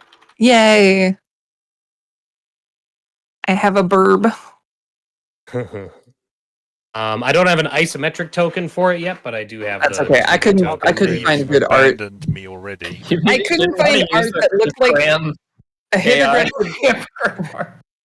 I couldn't find art that looked like a hippogriff with like rainbow wings. That wasn't just the queen from My Little Pony. God damn it. We'll find something. We'll find something. There was the totally nightmare-inducing art that Cayce found. That I made. You made? Oh yeah, that you made. that. You're a real fucking artist over here. Basically, Dislike. I'm not sure I do look Dislike. forward to it. You basically have the same skills as Stokes over here. I'm sorry. I'm just fucking with you. Just have a generative soul. I need.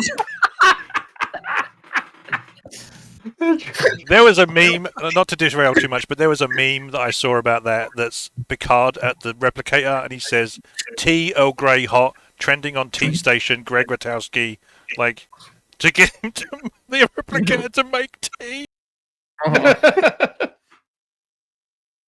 All right. So you all are dispatched. Forest.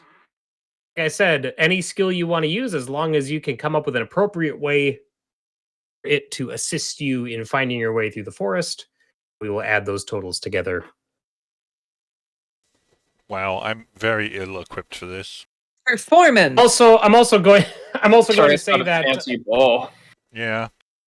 also going to say that no more than 2 PCs can repeat a skill. We can't have like God. everybody going, all right, we're all going to do survival. You know what So I mean? I shouldn't hog the perception check at a -1. No, absolutely not. Yeah, does anyone have perceptions yet? No. Yeah, I do. Well, I mean, trained? Oh, yeah. Oh, you have it trained? Yeah, I got it Nice. trained.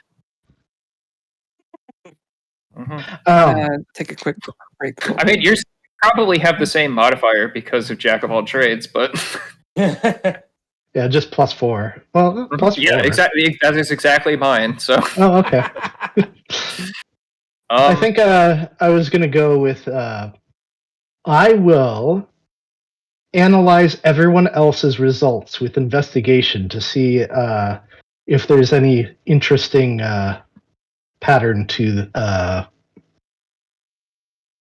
the landmarks that might indicate where the temple might be. what results are you collating with no one? All of having your rolled it? results. Yeah, but we haven't done anything yet, so you are just waiting for I'm waiting for sitting back results. for deliverables. Okay. I want to try like a dowsing rod or something. I don't know. Cartographer's tools. Oh, sure, yeah. Yeah. Doing You the didn't map. say tools, but are tools okay? Because that's. I'd say as long as you can make them work appropriately. Cartographer's tools, I think, are perfect because you do have a series of maps left over from Squall. Okay. So. And we have, the description of the surroundings from the dream. So, I don't know. Okay. What shall we say for cartographer's tools? Intelligence. Intelligence. Okay.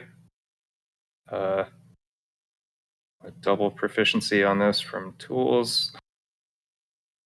All right, I'm just gonna. Nice. We got an inspiration. Yeah, It's an inspiration. Inspiration and an echo. So we'll go ahead and see. 3. I think I'm afraid of something. It doesn't really matter 'cause it's unfolding over like several hours, and this is no longer than 6 seconds. Afraid of. Well, okay. What does it look like when I'm looking at these maps and have an intrusive echo? Is it fear? Like, is that the effect? Oh, for the 3 specific. Let me see. Because if you just want like a distracting effect, I can come up with something. But I am blinded to my actual surroundings for 6 seconds. So. Then this will that's be. What it is. It's similar to what you saw back when you were on the other side of Corwin dealing with, but before you got zapped to the Abyssal Sea. You are seeing this whole area as if it is scorched and burned down. Okay. Just completely destroyed. Mhm. Is 8 your final total, or do you have more from... I have another 3 from the tool expertise, so a total of That's what I thought. 11. I mean, I guess we could say everyone guidances themselves when they roll. But I don't know. Yeah, I mean, either 11 or if you accept a guidance of 12. I'll There we take a go. 12. That's fine. All right. I mean, what I can't. Yeah, it's not gonna. Okay. Well, that's when I my- said that, okay, so I'm gonna amend what I said earlier when I said 2 players can't repeat the same skill. I'm gonna say that for tool, like you used one of the 2 tool uses. so we can only have 2 total tool uses. Yes, correct. Okay. All right. Yeah, watch out! I'm going to pull out my viol and use that. Right, so Duly declared. Willoughby's starting to look a bit panicked as that everyone's like trying to like do all this outdoorsy, survival-y, investigation-y shit. He's completely out of his element. So can I persuade Audium, the operative on the ship, to do my homework for me? So are you saying you want to bring Orduim with you? I want him to persuade him to contribute with a survival check instead of me doing it. So I'm gonna like if he's contributing his check to this test, that means that he is on the expedition with everybody. Oh, I think that's fine. 'Cause- I mean, he's not a crafter. He's like a scout or whatever, anyways, right? He lifts Yeah, things, I though. think it'd be funny to bring him with. Was he the turtle man or the lion? He's the man? shark man. Shark man. Is this happening while Celsia is off in Hippogriff land, or is this So after? this would be after that. You're all on the ground now. Oh, okay. like Willoughby is unable to throw money at this. You can't speak to the Woods' No, manager. I can't speak to the Woods' manager. I can't throw money at it. Like, what the I have an idea. I shall call upon my trusty loyal steed. And you're all like, it's the fucking horse again. But you all know it's Squall, so you're like, oh no. They don't all know it's Squall.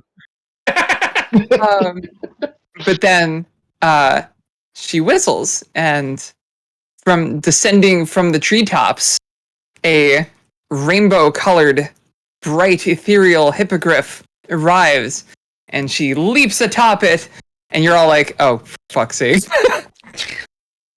And so I'll use athletics, right? Does that make sense? Because I'm basically scouting around. I would argue it'd be more like athletics would be if you were like running ahead of everybody to scout ahead. But I think if you're riding the hippogriff, I think it would be animal handling. Oh, good. Oh no! I am really good. Does Fine Steed give me like bonuses to that? I don't think it does. I'm checking. Okay. Like, use your Definitely your check. charisma or whatever. You have an instinctive bond with it that allows you to fight it as a seamless unit. Da-da-da-da-da. Well, fuck. Okay, that's fine. You know what? Okay. I'm gonna roll with this because I already said that she's new to this. She doesn't know what the hell she's doing. So, Exactly. here we go. Oh, good. Ian, I hope 18. you didn't have your heart set on actually finding the temple. It was to me too that like with her upbringing, Violet really should be probably pretty good at handling horses, but her not being good at it does kind of fit her backstory. So So Crick is actually going to basically say, I'll let you know if I find anything. And then he's going to go full on predator mode. He just pretty much disappears. Okay. oh, good. 31 good? Holy fuck! Everyone's great. It's 31 good. Get the fuck out of here. Jesus. Trick never existed. It was Crick. It was a figment of our imagination the whole time. Yeah. All right, that's 3 of you. Oh, I don't know what skill to use. All of mine are terrible for this. Willoughby walks up to the nearest tree and offers it money. Tries to swipe my credit card on the tree. Yeah. What even is your fucking class? Upper. What? Upper class. Oh, The bourgeoisie. That was good. damn it. Bourgeoisie. Me too. I mean, And we're bringing this guy on an infiltration mission. Yay. hey, he's the one who Yeah. wanted to come, so Yeah. whatever. Actually, considering the fact that I know that Willoughby probably isn't going to do well, I'm going to add on top of my roll with Cybolstered Knack. Oh, sure. And Gab. Well, there goes my attempt to help. Yeah. But 32. Mhm.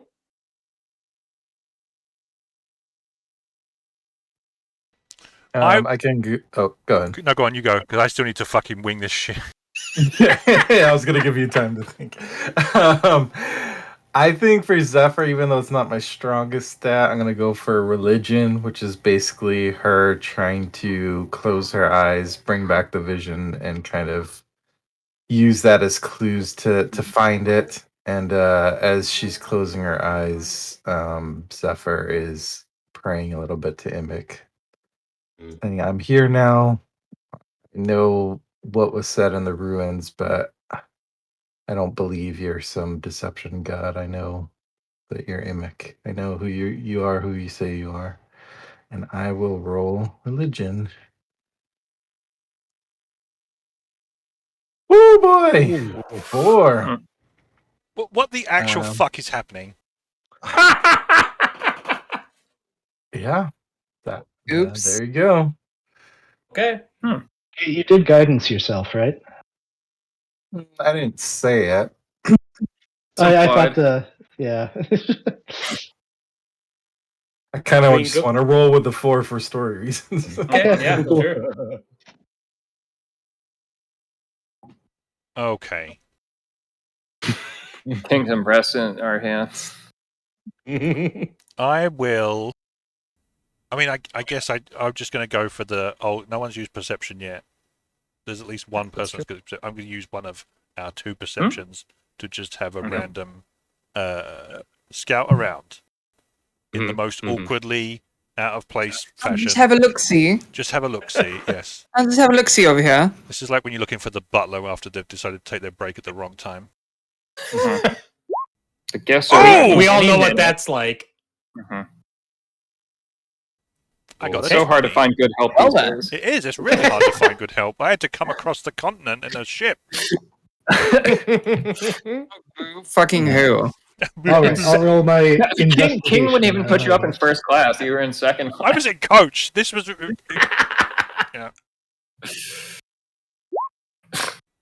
Oh, lovely. We've all been there. So relatable. I like how we're rolling 2s now because even the universe doesn't want us to have inspiration. Well, at least it's 19. So Wait, what? Are you bardic inspiration yourself? Turned an 8 into a 19. Bards. Ugh. Fucking bards. Fucking bards. Fucking bard. I'm Okay, essentially a let's- bard. Yeah. That was a psionic power die, so that one doesn't count. Count for what? I'm just looking for the lowest total. That would be Zephyr. Okay. Right. So, your trek through the forest takes a while, and it is tiring and it is grueling. Zephyr, since you rolled the lowest, you're going to gain an exhaustion level. Okay. What's more concerning is as you're going, eventually you find signs of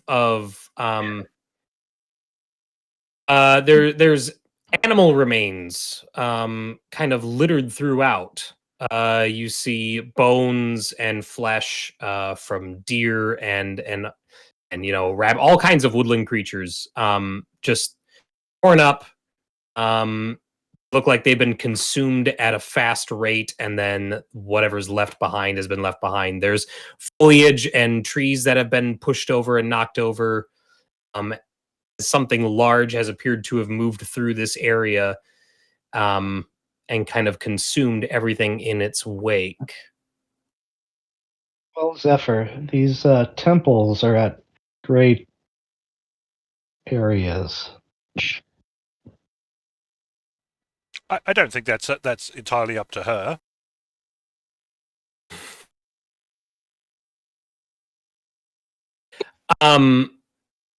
As you're going, you eventually find a place that has signs of ruins, like signs of structure. At one point, you see, like the bases of columns and pillars. You see flagstones in and amongst the undergrowth.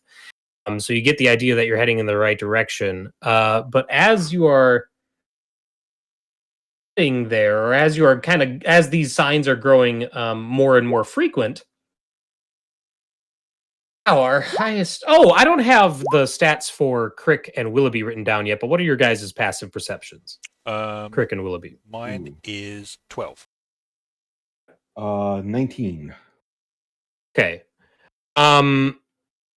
Rest of you don't really pick up on it, but Crick, you hear the sounds of. It sounds like a multitude of creatures ahead, just kind of out of vision, like a whole group or host of them.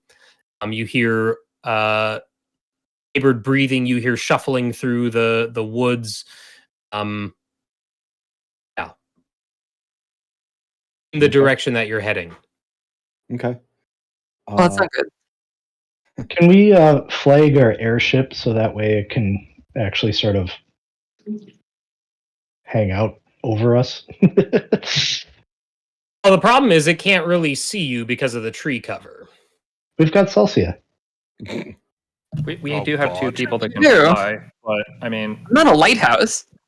Says you. I don't think it's like super practical to like keep going back and forth. Yeah. If the tree cover is like that thick or whatever. No, I mean, I guess when we actually find the ruins, let's flag the ship.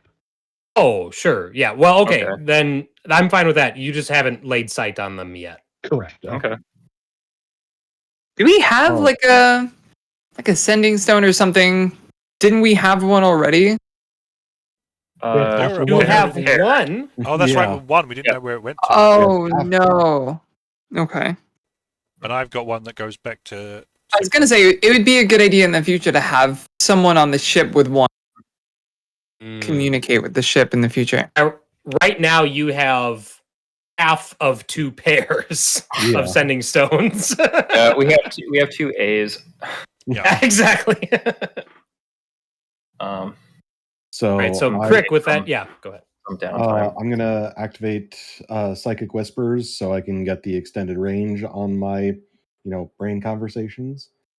Oh, good. And I'm gonna scout ahead while I'm effectively invisible and report back to everybody else what I'm hearing. Go a little ways ahead of the group, and are able to conceal yourself pretty effectively in the underbrush.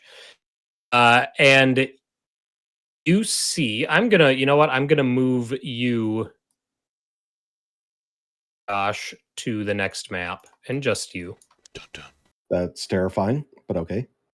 Character number 3 incoming. Yeah. Turns out you're not invisible. I was gonna say, we're just gonna end up with a pile of bards again. Yeah. These enemies can smell bug. Wow. Oh.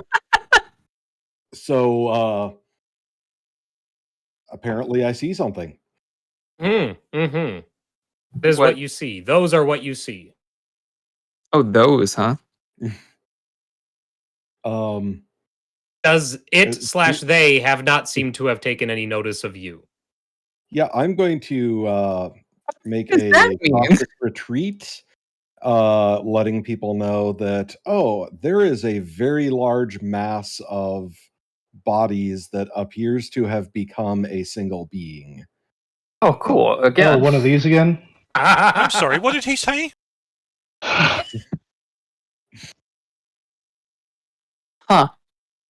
Well, come along and you'll find out. Oh, this is most irregular. Nick, Yes. as the party advances forward, I would like to find a place and method of arriving in the theatrical way possible. Can I make like a performance check to figure out what that would be? What's your passive performance? Performance. What's your baseline of theatricality? My passive performance is 16. Basically, just asking to say versus gay.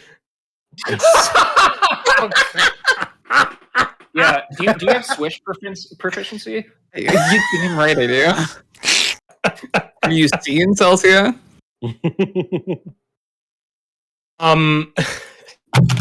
Sure. You don't even have to. I don't have to roll. Just tell me what are the surroundings upcoming that would make for a. Yeah. Okay. There is the ground kind of slopes up in the direction that you're going, and you find a roundabout way that would put you at a slightly higher elevation than everyone else. Okay, so without saying anything, I flit off in that direction. You just hear the like of the hippogriff moving through the brush, and I will head up that way, kind of coming around, and I'm like, "All right, Imperia, are you ready? This is your first time."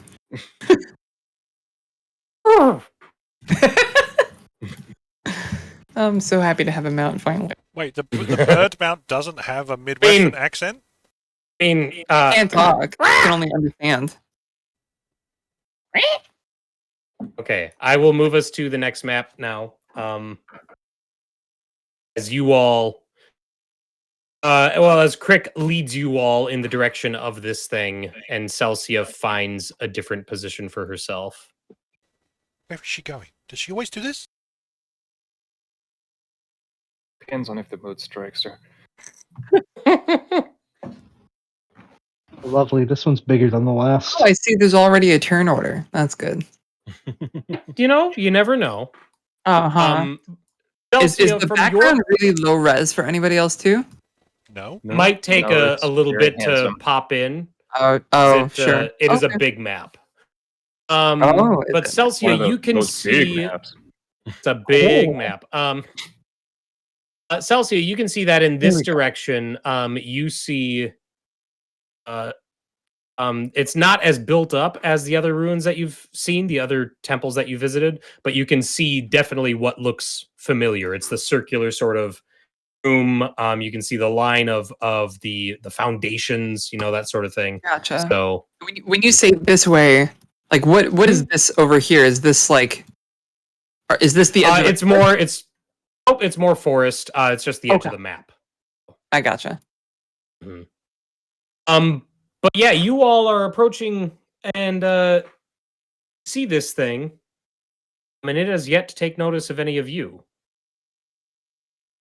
What are you doing? We should go around. We should definitely go around. Who gets there first? Me or the rest of the party, or is it simultaneous? I think they would see it first, just because you had to circle around. Yeah, it would make sense for me to arrive like around after they get there or so. Okay. All right, Wilby. So you were asking about what we saw at Broadstone. That's what you dealt with at Broadstone? It's a little smaller. Well, the ones we fought were a little smaller. This one's... If you make it back to Rockwing, I would consider renegotiating your pay with the king.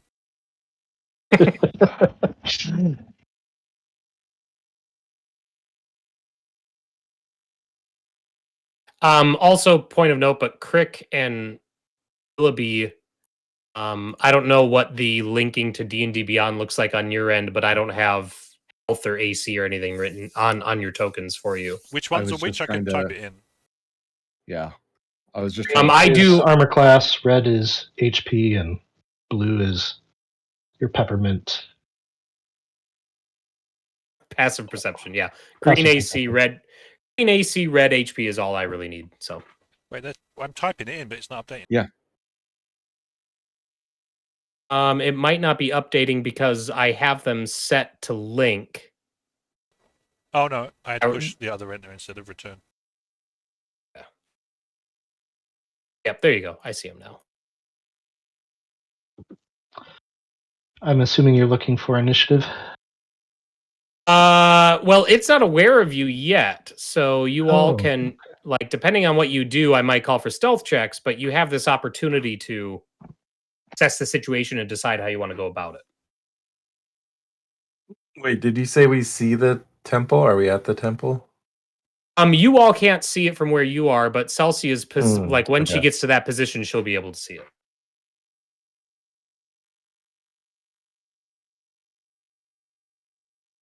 We can't just Of let course. this thing around. Well, after you, the experts. There you go. You hear some crackling off to anyone's side. Does initiative count as an ability check? Yeah. Okay. Hey, gain another inspiration. Yay.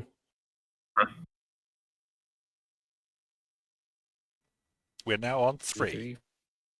5. Missing I forgot 2. to click my token first. Oh, that's okay. The natural one for initiative, I don't know if that should trigger. It's an ability check. You rolled a d20. I suppose. Put it in the survey. Celsia does hear in her head, keep communication open. We can all hear you. And then we just need an initiative roll from Celsia. You're on mute. What did he say? Keep communication open. We can all hear you. Like in my head, I think. You hear that in your head. The implication is we can hear at least your surface level thoughts. Right. So she in her head she thinks, wait, in my head? And you all hear that. Whoa. There we go. Ooh. Hell yeah. Okay. But if you want to start combat there, Celsia, then we will skip your first turn. I actually would like my first turn to be arriving and announcing, because I'm Okay, that works. that's who I am. That's what all I right, do. Crick. You're up first. Okay. So I'm seeing everybody line up and get ready for battle, so I'm just going to immediately attack. Mhm. And for everybody, you as far as you can tell, I don't have any weapons on me, but I make a motion like I'm throwing, and from my hand appears these slightly glowy blue, almost dagger shaped items. And yeah, so first attack is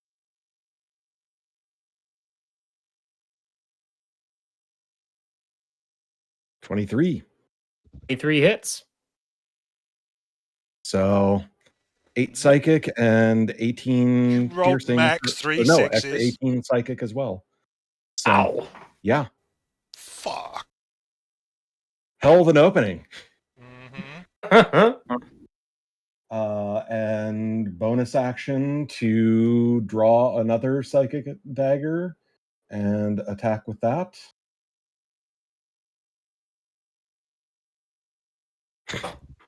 It hits. Okay, and I don't have one program for the second one, so it's going to be just a D4 plus 5. So another 7 psychic. All right. Your psychic daggers embed into this huge mass, and it recoils and turns its attention in your direction. And I am promptly going to move behind this rock over here. A small human bird perched atop the rock turns and looks at you What the fuck is as that? you hide. So I still have kind of the Predator thing, but much like Predator, now that, people kind of know where I am, you can notice the shimmeriness. Mm-hmm. All right. Celsia. So Celsia kind of leans forward on Imperia and whispers like, "Okay, are you ready? Just like I told you." And she like leaps out onto that, and Imperia like reels back on its hind legs, wings spread in like a she holds her eye and I am Celsia Luminaire Rose, defender of the innocent and vanquisher of reborn anew, shield of the righteous, herald of the moon and stars, user of the gatekeeper of the abyss, bane of Gloombelly, the dragon of, and you are next. And that's my turn. Wow. All right, Willoughby. So, I will.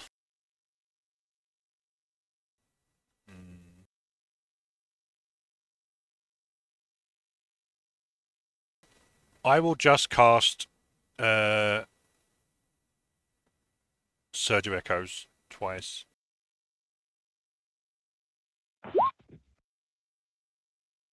An attack. Okay, 25 will Yep. hit. 10 damage.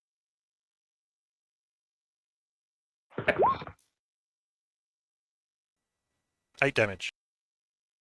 What does this look like? So Not familiar with Surge of Echo. yeah, so it's basically a reskinned cantrip. I'm not gonna say because I'll get laughed at for being. Okay, Yes. I got you. Yeah. Got you. So from where Willoughby's standing, like almost like his shadow moves, but it becomes like a ghostly grey version of like a young woman, probably in like her late teens, early 20s, and she's got a bow, and she literally just spins out from behind, literally almost like coming out of his shadow, and then just fires 2 arrows at the big zombie conglomeration, and then disappears. It's Lieutenant. It's what? It's the archer woman from.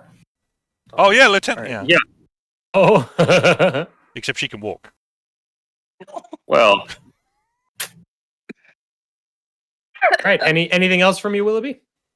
Huh.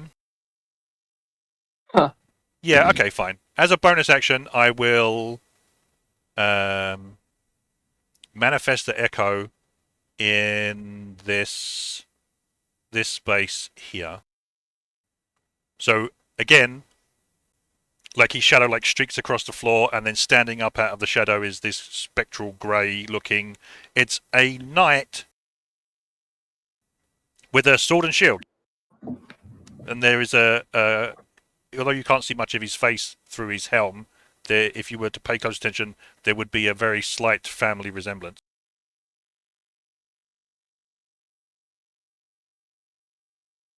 That's as gray as I can get them. Yeah, that's fine. Right. That's me. Next. God full of mysteries. Finger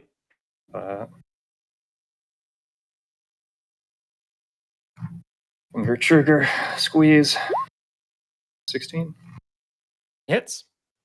Cool. 11 force. Trigger, squeeze. That's 10. And This thing's bloodied. oh. Well, Weak source. Well, that was easy. yeah. Celsia's not even going to get to go. I'm not gonna. Dying that way. You did it on purpose.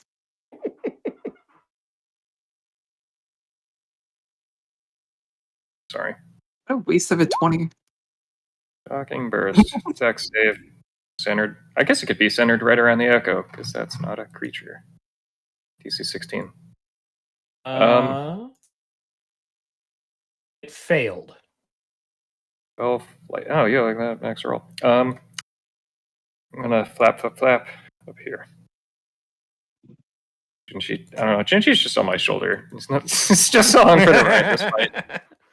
Okay. Yeah. All done. All right. This thing's turn. There's no like echo isn't something that can be targeted and takes damage. It's an or anything object. like If it can be attacked, it's an object. So if it's got a spell or an attack that deals damage to creatures, it doesn't affect the echo, but it can target the echo like it was an object and be destroyed. It's got 17 AC and 1 hit point and immunity to all conditions. Oh, okay.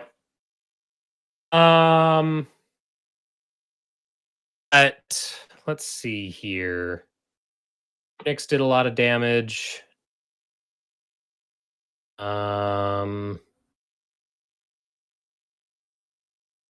Yeah, well, actually, Crick did the most damage, but it can't really see Crick that well. So I think Can it see? yeah, it has a passive perception. It has dark vision, so yeah. It recoils back and then lurches forward and launches a ball of itself of melded zombie flesh. Irynyx. That's Irynyx, I need a strength saving throw from you. Oh, you picked the right person. Oh, like I said. Okay. All right, you're going to take half of this damage. Mm-hmm.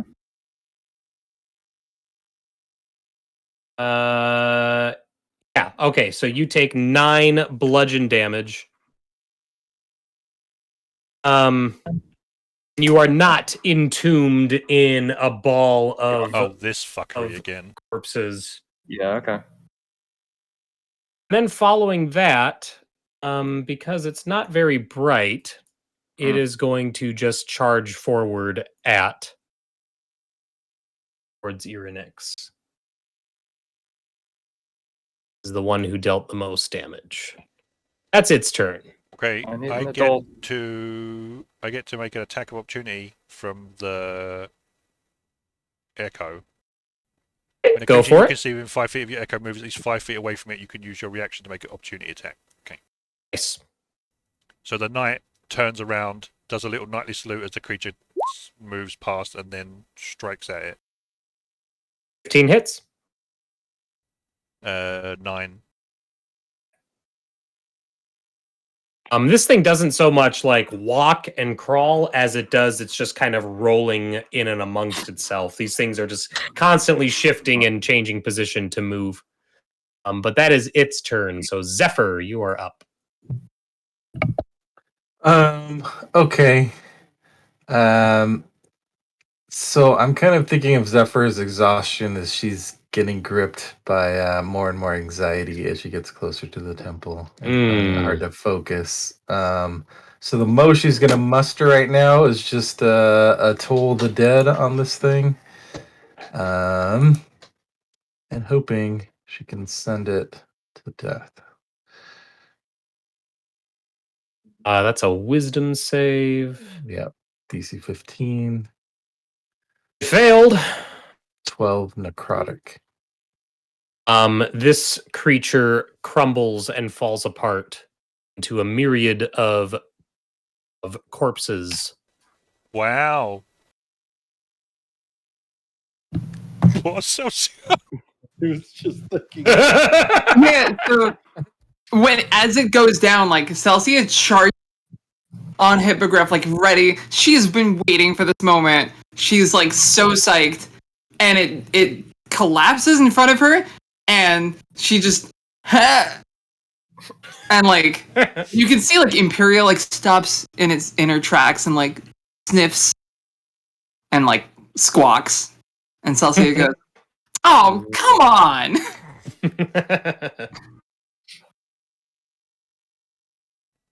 Willoughby takes a few steps forwards and he's got a warhammer at his side, raises his warhammer in like a salute to the knight, and the knight salutes back and disappears.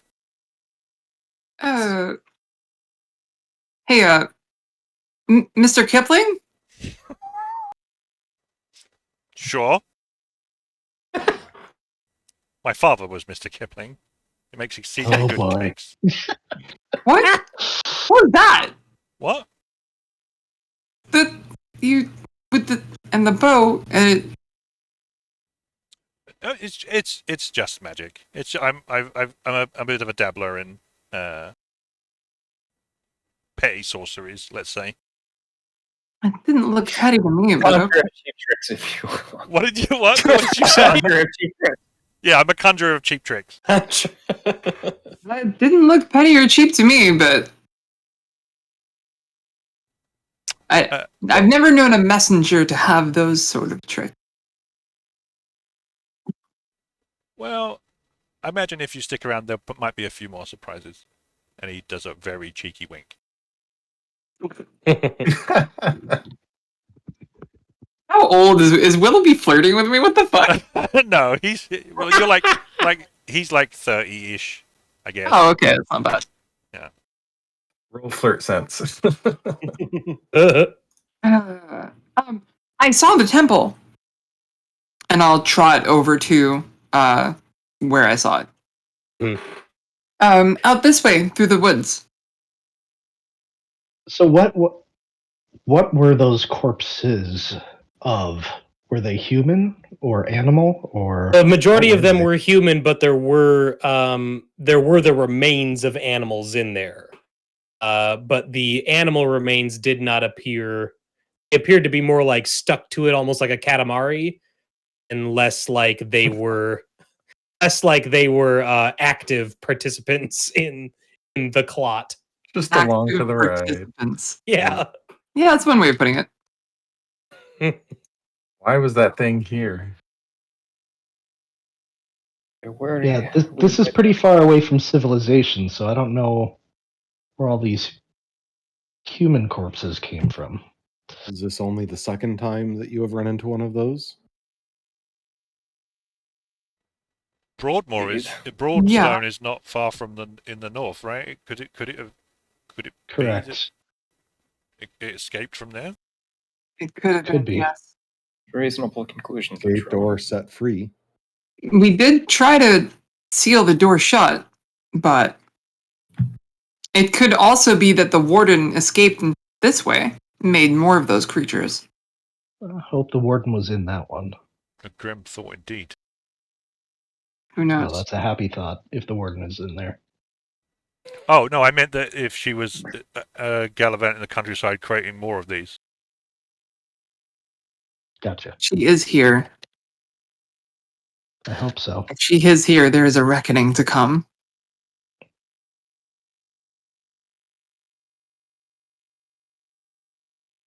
All right.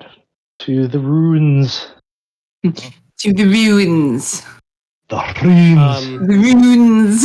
Oh my god. As you approach the ruins, you find Dislike.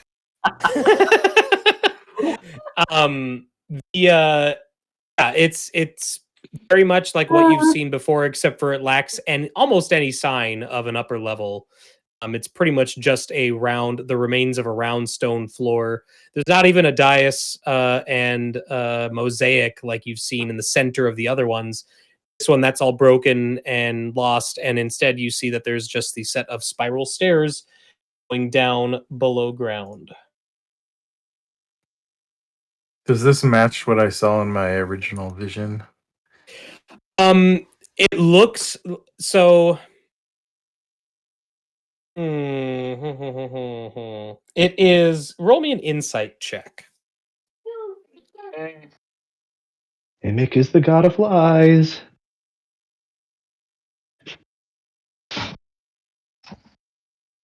Disadvantage, Wow. but 25. Nice.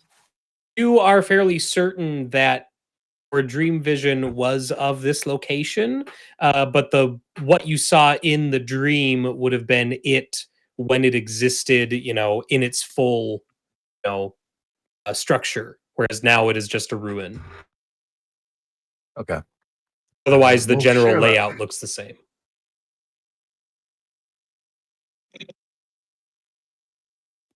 This is it. All right, then let's get this over with. Right. You descend down the stairs. You find a chamber very similar to those you've seen before. What the fuck is that? There's 4 exits from this central room other than the stairs. Before we X's. go, sorry, before we actually get downstairs, I'm gonna leave Imperia at the entrance and tell her to flee if there is danger. Oh, sure. Okay. Could she signal our ship? I could, but I'd like her to stick around to exit or something. But if like a creature shows up and attacks her while she's at the entrance, run away. Okay, so the X's that I've marked on the map appear to be suits of armor. You now easily recognize them as Omkagorian in style, standing up against the walls. And then most notably, there appears to be a large construct standing and blocking the passage to the south, the doors to the south. But beyond that, there are sets of doors leading to the northwest and east as well.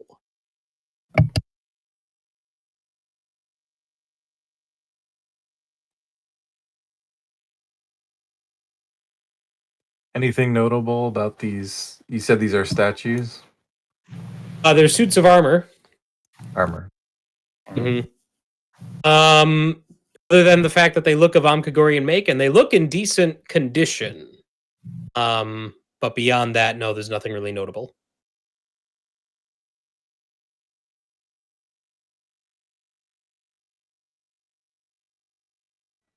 Is the construct moving at all or watching? Yeah, it's as you come around the stairs and start to approach it, you get this. You see its head turning to watch you. Well, that's not good. That's never good. That's never been good. Hail, Guardian. And it responds with it's speaking the same language that you heard Yaris speaking, so it's speaking to you in Omkagorian. Have I spent enough time around things speaking that language to get a handle on it through anthropologist? I do have a spell for this ooh. situation. Hooray. Called Tongues. Oh, sure. Remind me anthropologists specific, like their interaction with this. You can communicate with humanoids who don't speak any language you know. You must observe them interacting with one another for at least a day, after which you learn a handful of important words. Okay. So maybe this not a humanoid because it's a big construct. Right. Yeah.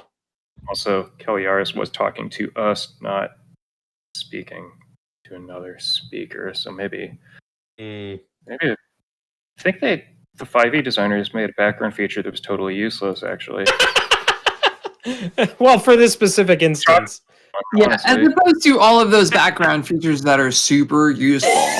Are you gonna, because you have to touch that, are you gonna make your way forward to touch that? I can touch myself. Oh. Yeah, you can touch, yeah. Oh, I thought you had to touch the thing. All right, sorry.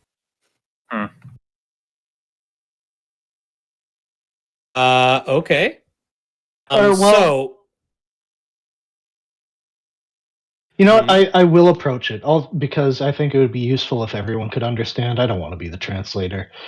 And I'll see if it allows me to touch it to be able to cast tongues. If it seems to be threatened by that, I'll back off and cast it on myself. It does not, other than following you with its gaze, it does not react to your approach. Okay. Start speaking, and then you cast tongues. And so you catch the last part of its sentence.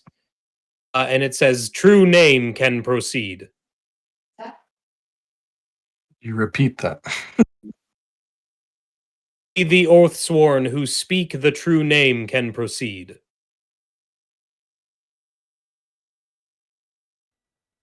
I must admit, I'm terrible at parlor games. I look over at Zephyr. Remind me what the Oathsworn were again? Is that something we heard before? I feel like it was. No, I this is haven't just heard your that temple. specific term. We haven't heard that specific term. Okay. Because yeah, this is the quote unquote Imic temple, right? Sure. It's the temple to Thegris. Which was the god of. That's the Guardian one, right? Thegris is the trickster god represented by the small moon. Right, yeah. Well, Zephyr's just gonna try it. She's gonna say Imic. It says, only the Oathsworn who speak the true name can proceed. Kind of rolls her eyes. Thegris. Only the Oathsworn who speak the true name can proceed. Thagris. Might need to find something else in a different room. Thing. What All weight right. has a true name among those touched by Thagris, such as us? Did you say these are these suits of armor on like an armor stand or statues of armor? They are suits of armor, but they appear to be freestanding. Maybe you have to wear the armor. Perhaps we have to swear the oath somewhere else in the temple. Also possible. So how does one usually do this? Do we split up? Just announce you're doing it, but... Okay, I'm going this way. Uh-huh. And I was about to say, who's gonna run ahead if we don't have Squall? Sorry, I can't help myself. Go with Aerashka. All right. So, Willoughby and Crick opening the eastern Okay. doors. We are actually each going to kick open our own door. All right. Okay, I'm wrong. We're on a Let's activate timetable, okay? all the things. Where's your sense of adventure?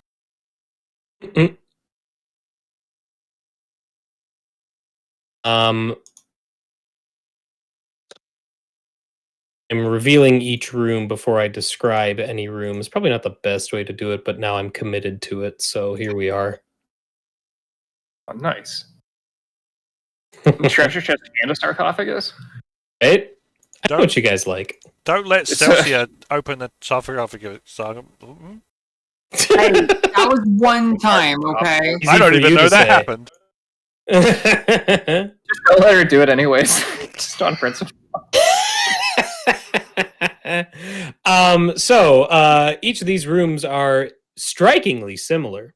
They all contain a single sarcophagus on a raised dais opposite of the entrance, and they all contain a single chest, a stone chest against the wall, the same wall as the entrance. However, there's also script engraved rather, on the circular wall above each of the sarcophagus, and it's different script in each room.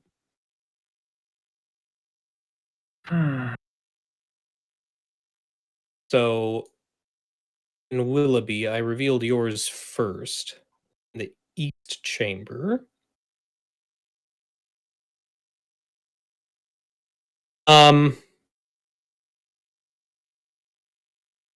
Well, but neither of you know Kagorian script, so there's that. Yeah. We made it functional alphabet. Right, From but that we've other- got the two newbies who are not privy to said alphabet in the one. Oh, on there. would we have not made some laminate sheets for everyone at this point? If there was a starter kit, we did not receive it. There was no welcome basket when we Did got on you the ship. check under? There was it no. should have been on your pillow in your bunk. I know that I instructed the crew to leave it there. So in It's part of the welcome package for the airship. Yeah, There was not one available. everyone gets this description. This will to be babble reflected for. in my Yelp review. Here are the keys to your room, and here's your Onkagorian. Concordant translation card. Primer, yeah. Yeah. So on the northern chamber, Aerashka and Celsia, you can see written above that. That text. Tomb of Venguin, the Star Guide. I swear to follow the path of the heavens, to show the path to others, and to prepare their mortal souls for Thegris' afterlife. And Western Chamber. Saw Ian's face change at that description. The Western Chamber has of Defina, the Soul Watcher. I swear to watch over the souls of mortals, to lead them in the name of Thegris, and to protect them from corruption. And there is the East Chamber, which says something.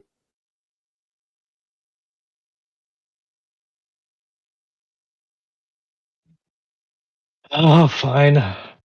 Aerashka gets the hint that someone should go over there. Junji We arrives turn with around that- and there's like these two like cross-armed, Yeah. the fucking hand feather bird thing, and Aerashka like staring disapprovingly. Apologies, I'll get out of the way.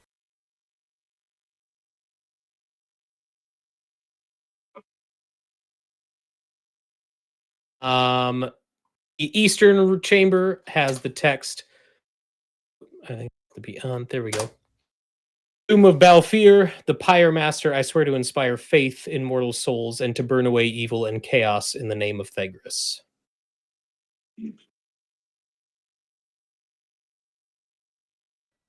Well, this seems incredibly off-putting.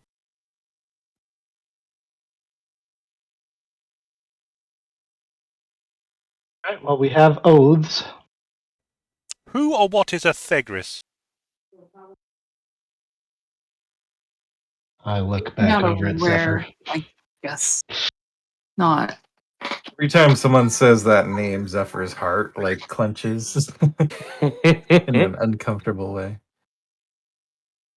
I wish I knew. From what we've been gathering, these appear to be some of the old gods before the divine engine was about. As I kind of consult with everyone, I will wander to the northern chamber.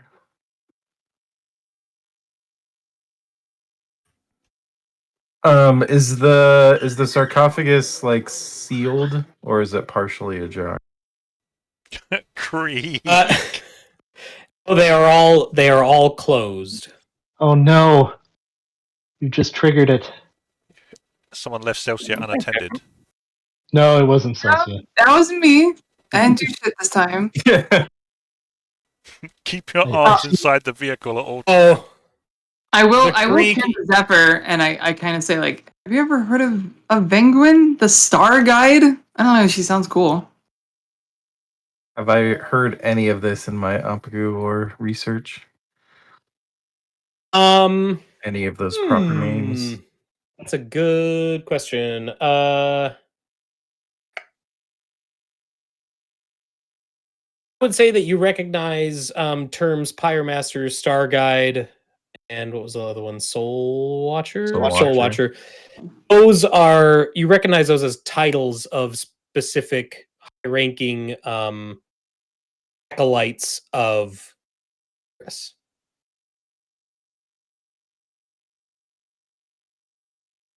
And that creak, was that Irynyx opening the chest?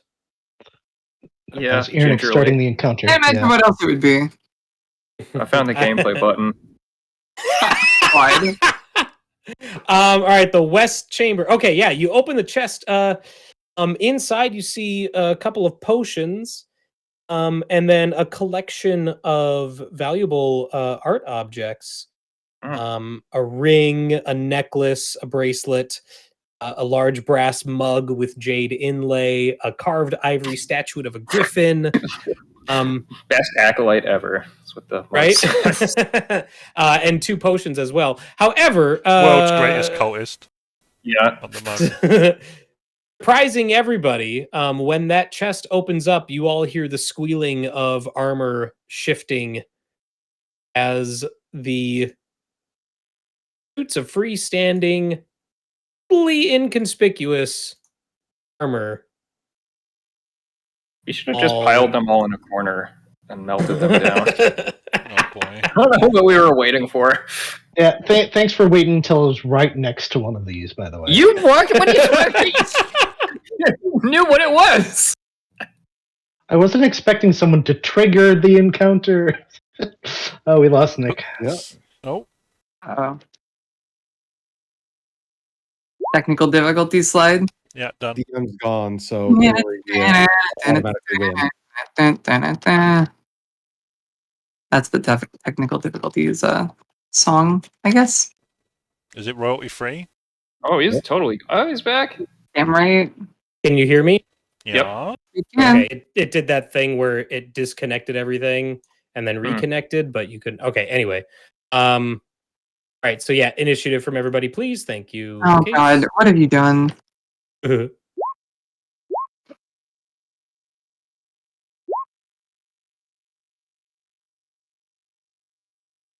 Okay, and now I need. Where's my? Oh, Here it is. I rolled an 8, but I forgot to select my token. Sure. Well, I'm afraid you can't play. Well, that's unfortunate for you. You're a bad person. You should feel bad. Gosh. All right, there we go. Okay. All right, hearing the sound of armor squealing in the next room, Irynyx, you are up first. I'm sorry, I didn't send the signal. Peek around the corner. Got line of sight to this guy. Mhm. Engaging.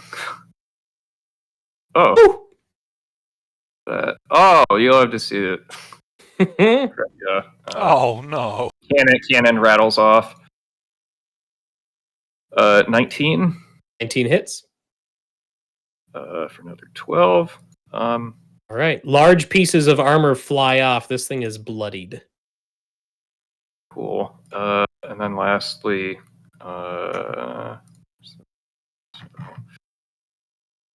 some cantrip. Shocking Burst. DC 16. Dex save. Lightning. It failed. 5 lightning. Still standing, but it is looking worse for wear. It for me. Zephyr. Okay, Zephyr was just reaching for the coffin when she hears that sound. So we'll now turn around. 5, 10, 15, 20. And then I will cast Spiritual Weapon, and I'll put it like right there. So casty cast. Okay, that is just 13 to hit. Misses. Cool.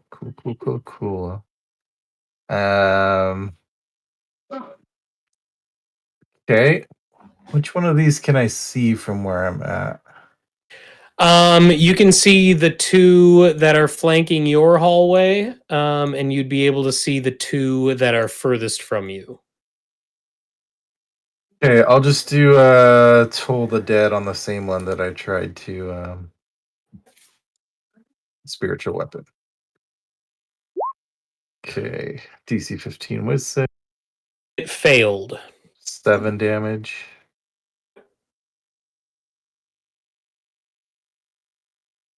And that's it for me. Okay. Willoughby. So as the armor next to Aerashka starts to like animate, Willoughby will yell the name Ranulf, and the echo will appear in that space. And then I will use my attack action to attack the one adjacent to me.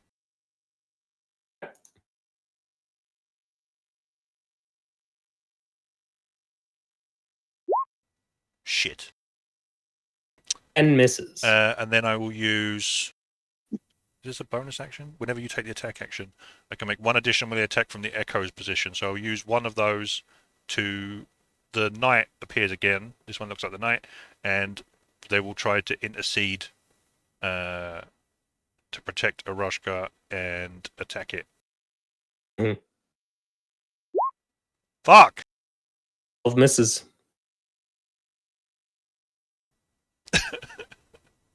You're doing great. Terrible. I love Willoughby. Yeah, that will do it for me then. Hey, Aerashka. Okay. I will start off with my my fate, which is the Beguiler. Hmm.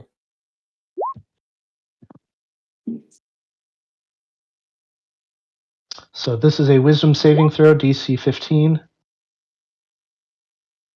Against the one that's Oh wait, no, engaged with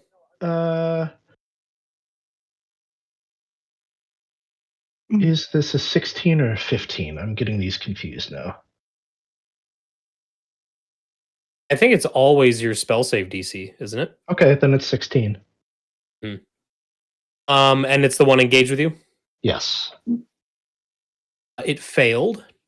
Cool. Let's see if it takes any psychic damage. Whoa! Unfortunately, that seems to have no effect on it. Oh, fuck. Cool. Jesus. Tell me it's incapacitated. Well, it failed its save. I would say yes, it is still incapacitated. Cool. I'm not here. Actually, I think I will try as a minor action. What do I do on a minor? Anything? Quick inspiration. Yeah, I'm gonna toss an inspiration at Wilby. Yeah.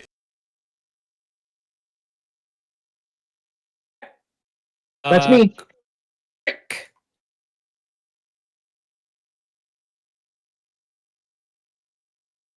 Muted, Josh. Sorry. How's the lighting in here? Dim. Cool. So then I will bonus action to hide. Nice. And I don't know that Aerashka attempted to do psychic damage and got no effect, so I'm probably going to be wasting my turn here. We're all still, like, connected, though, right? Telepathically? How long has it Our been? hearts. So when did you activated that before the last combat? Yeah, and it was active for 3 hours. Oh yeah, you still got time. Oh, okay. Then yeah, you probably heard some mental cussing from Aerashka. I don't really know your fighting style enough to know why, though. So That's good. yeah. Yep. I'm just going to kind of sneak around here and throw a psychic dagger at Homeboy right here and have it do nothing, I'm sure. So roll a 1. 28. 28 will hit. And yeah, damn. So that would be 23 psychic. Unfortunately, it has no effect. Fucking hell! Oh, You're so mean. Well, welcome to every encounter for me. So Oh, no! Seeing that it does no damage, I guess the few of you near me can see me pull out a roughly the size of a frisbee, but it's got 3 points on it, and it looks like it's made of obsidian, except it's just like a dark orange instead of black, but it otherwise looks exactly like obsidian. Cool. That's my turn. Nice. All right, Celsia. all right. So hearing the commotion behind me, since this is all happening very rapidly, she turns around and draws her sword and shield. Well, I guess she would already have that out. But she charges forward and she's like, "Oh no, I'm not losing." And she's just gonna charge forward to about here. And as she passes Zephyr, she's gonna quickly lay a hand on Zephyr bond again. I cast what? Warding bond. That one. Thank you. Same thing I cast on Zephyr last time. Mhm. And that's it, because I couldn't reach an enemy and attack, so that was my turn. And I just kind of stand with my shield in front, kind of like ready to intercept any enemies that approach that hallway. Okay. The armor's turn. These two move to engage Irynyx.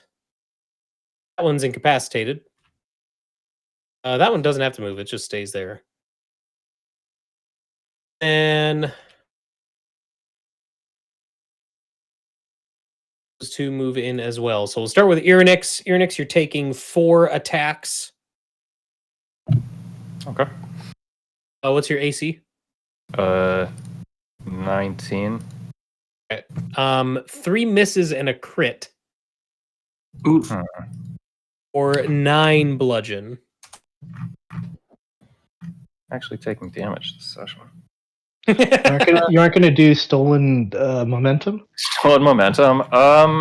Actually, yeah, I do have that. Yeah, I'll do stolen momentum. Go ahead and reroll a crit. Okay, reroll that crit. Wow. Yeah, I don't do damage. I don't. It missed now. Cool. Okay. So, then I get another creature within 60 feet to get an advantage. I think I can reach. Oh, that's the illusory willoughby. It's the real willoughby. No. Oh no! Mm-hmm. You can give it to the illusion. Can't really see. Illusion's That's an not a object, creature, not a that's creature. Oh shit! Yeah, You true. just told us that. I'll give it to this animated armor. Wait, sorry.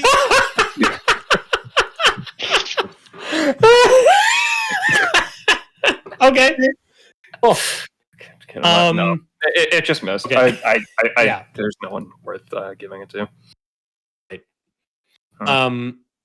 So you say that out loud. Oh, there's no one worth giving this to, and Junji Ito looks back at you with contempt. He's not going to attack. He's just there for non-combat support and morale. Oh, is that what you say? Yeah. Nothing boosts morale like Junji. Yeah. Nothing says, "Oh, I gotta get the fuck out of this dungeon." Like Junji. It's so true. Yeah.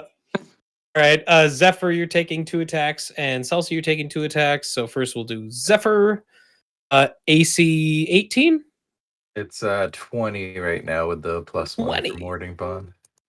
Okay, so there's 1 hit, 1 miss. The hit is for 5 bludgeon.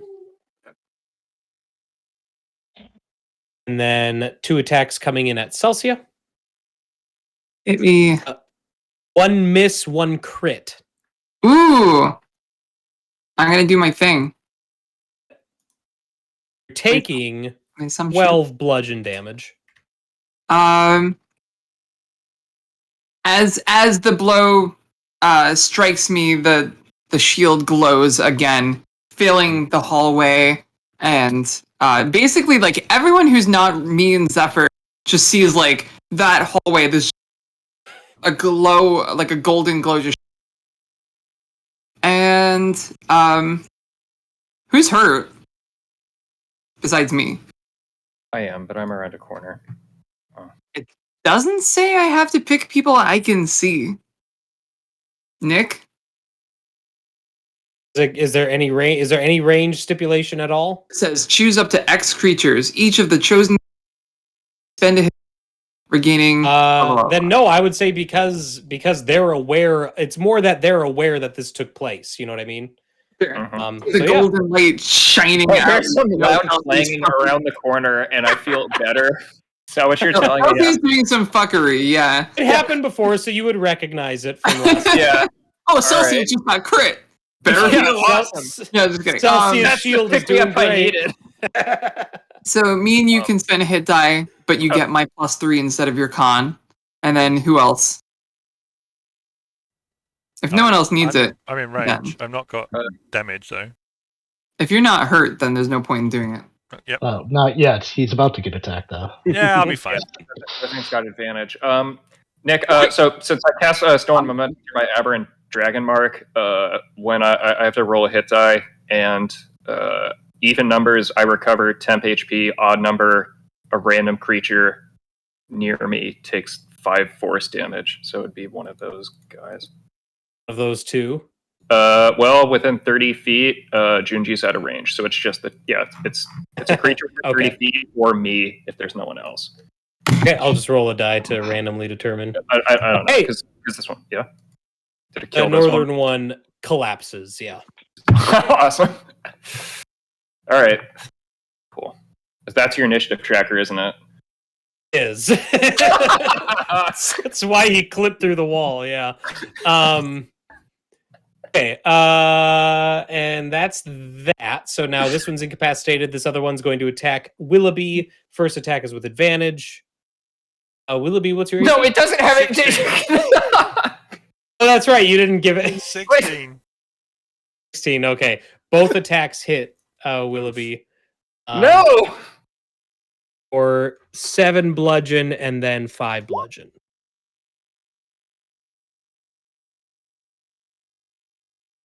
And that is the animated armor's turn. So now we're back to the top of the round with Irynyx.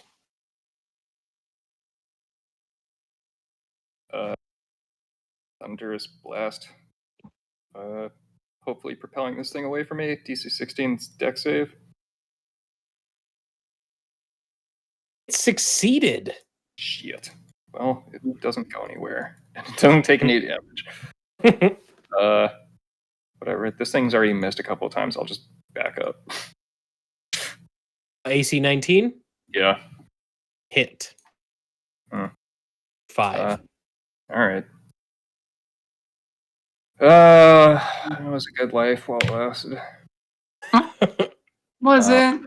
Yeah. Oh shit! I just closed my character sheet. Genius. Hang on. I'm going to be rolling some attacks. Sure. Pretty much it. Cool.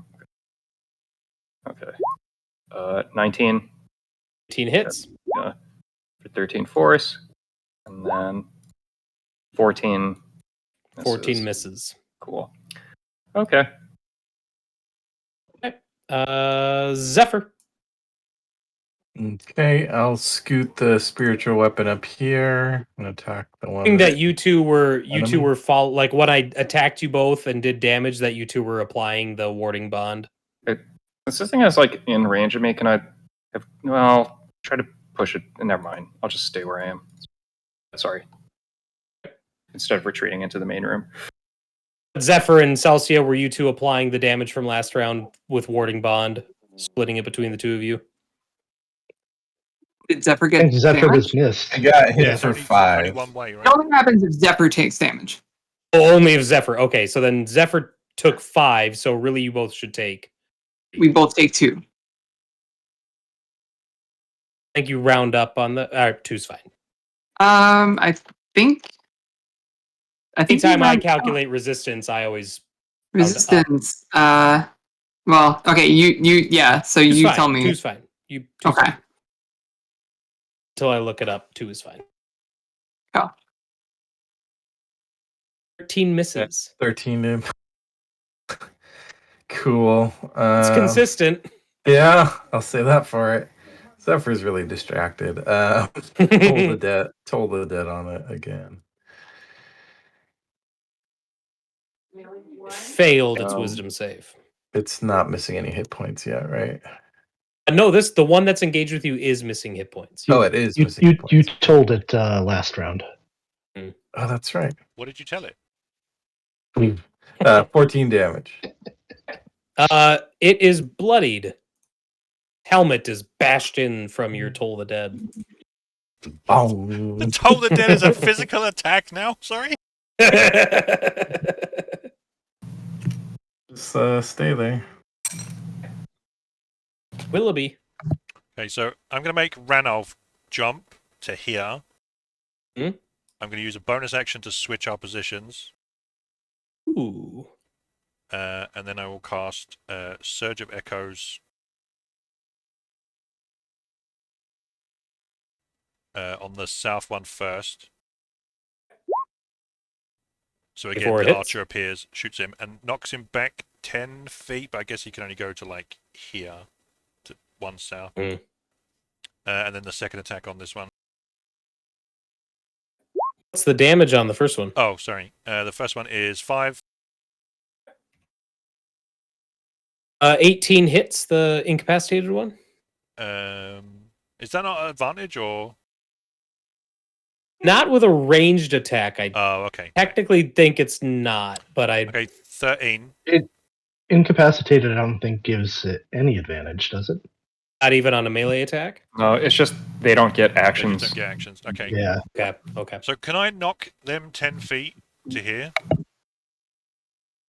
Into the hallway? Yeah, like down to here. Sure, yeah. It kind of goody, gets knocked close into the enough. corner and rolls around Yeah. the corner. Then I will do... Why not?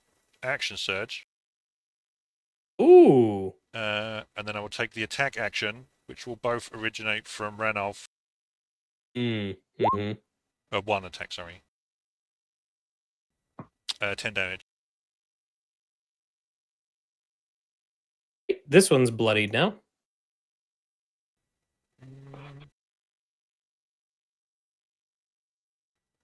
Yeah, that's me. Justin, how long does the incap last? Until the end of its Until turn? the end of my next. Till the end of my Your turn, turn. I think. Yep. I Right, can then double you're up. check. It's next turn, so it is. It's non-incapacitated anymore. Right. Great. Let's look at all the awesome options I have. I'm going to keep kicking it down the Um, corridor at you, so, Mike, do something with it. Just force it towards the people that only do psychic damage. Yeah, this is great. No mute. I'm gonna do a healing word on Wilby, even though I don't understand what he's doing. So, so 13. Did you have 13 damage? Oh, sorry. Yeah, I took 12. Thank you. 12. Okay. And that was a bonus action, and my action will be to.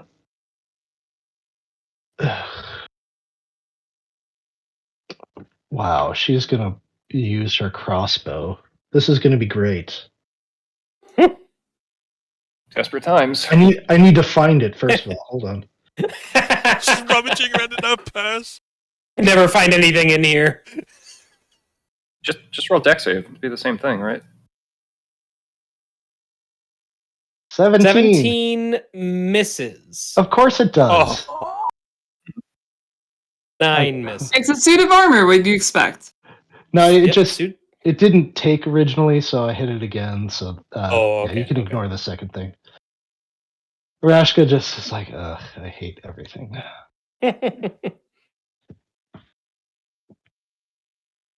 Okay. Oh wait, I think I understand your fighting style ish, so I will engage it. Not happy about Right. this. All right, Crick. So I'm going to kind of duck around this corner. Bonus action to hide. Roll a 1. Why is it not rolling? Your own words, Dave. Same team. I know. It's funny, though. I just imagine How far the mighty have fallen. there it Aerashka goes. with a boomerang at the back of her head. 25. Yeah, you're hitting. Yeah. Oh, of course, the second one was. Yeah. Oh, Anyway. So yeah, I'm going to peek around the corner and fling my chachka at its head. What is this cat doing? Bladed frisbee drive-by. Taking forever for things to flow through. Yeah, roll 20 See is that? lovely. So 28, I assume, hits. Yes, it does. Okay. Better yet. And I clicked it. So 6 plus 30. my sneak attack. Oh, right. Oh. It's gonna be lethal. Good lord. Damn it. God. That is enough to put it down. Oh, there we go. Oh God. And I am going to use the rest of my movement to sneak in between these two. Sneak. Okay. I see you Celsia. since you have no cover. Sneaky guys. technically, the object Great counts as thing half with, cover. with dim light, I Does it? don't need cover. Yeah. Huh. It's true. Yeah. My turn? Yes. Okay. I am going to, I swing real quickly and kind of slam this thing up against the wall with my shield, and I'm going to attack it.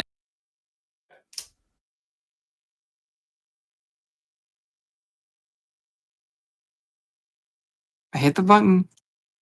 Yeah, you have to wait for about 2 hours and then it'll eventually come into you. It has to file the There paperwork we and go. Yeah. I'm assuming a 12 misses. correct. 12 misses. Let's click the button again.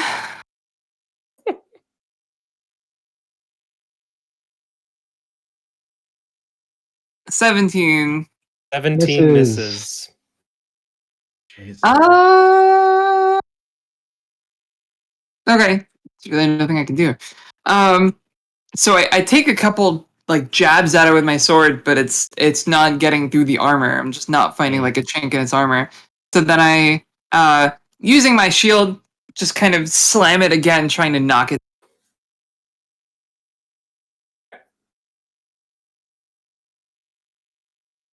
And now we play the waiting game.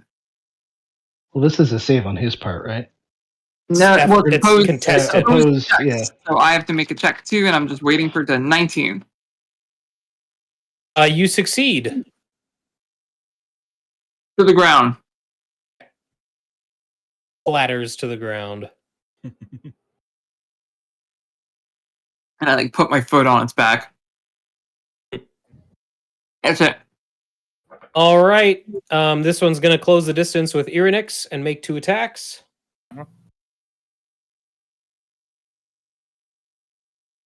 And here I was hoping that since I'm rolling in roll 20, it would go faster, but it is not. No, I tried that. It's a crit and a miss. Okay. Or roll, please. On. Christ. There we go. 8 bludgeon damage. A whopping 8. And then 2 attacks at Zephyr, 2 attacks at this one will get up and then make 2 attacks at Celsia. It's almost like knocking things down doesn't do anything. Not if it goes right after you. Yeah. Yeah. Zephyr, it's a miss and a hit. And Celsia, it's 2 misses to you.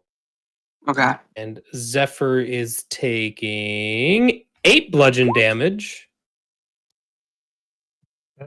So 4 apiece. 4 apiece, yep. And then this one,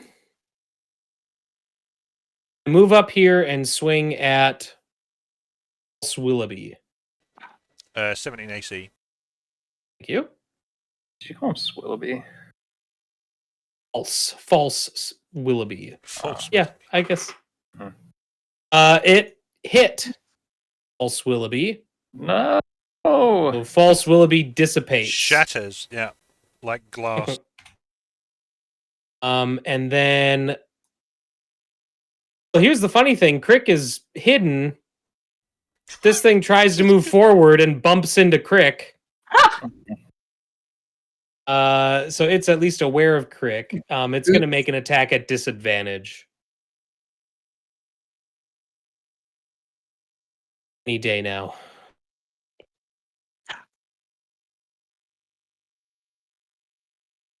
What's your AC, Crick? 18. Oh, it hit. I'm sorry, disadvantage. It missed. That's it. So round 3, Irynyx, you're up. Around him. Okay, enough. That output. Actually, I'm still casting from beyond. There it is.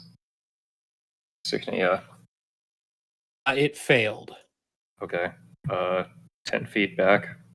4 for 4. Okay. Thank you. Now it's time for you to get lit up. It's bloody. Okay. Roll both of these. We'll roll the damage. Should it arrive? 18. 18 hits. Yep. 24 damage rolls. Come on. 6. 7, yeah.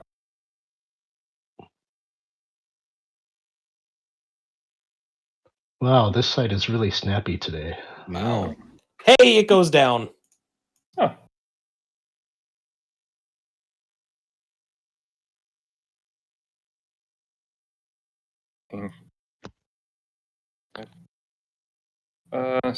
Sight to everyone. Okay, done. Zephyr. Yield spiritual weapon. On roll a 13 again. Probably. It's either Some like spiritual weapon is suspense. either rolling really high or it's like 14. Hey. Hey. That's a I'll miss. get there eventually. Just give me another 10 rounds or so. And then Toll the Dead on that same one that's in front of me. And we wait. Well, you can roll your win Failed. save. There you go. 15 damage. It collapses. Cool. Okay, sounds good. I will step up a little bit more. I'll stay within its range. I'll go like right there. Willoughby. So then I started blasting. No, yeah, I think that's the most straightforward thing to do. Neither of these ones have been damaged, right? The two that are left? The southern one has. You hit this one. Oh, okay. Yeah, I will continue my first Surge of Echoes, so the archer appears again.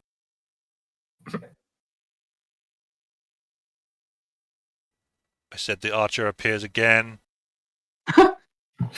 Stringing that bow. Fuck! Team.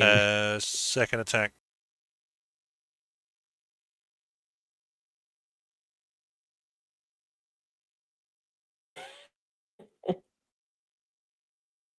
Yay!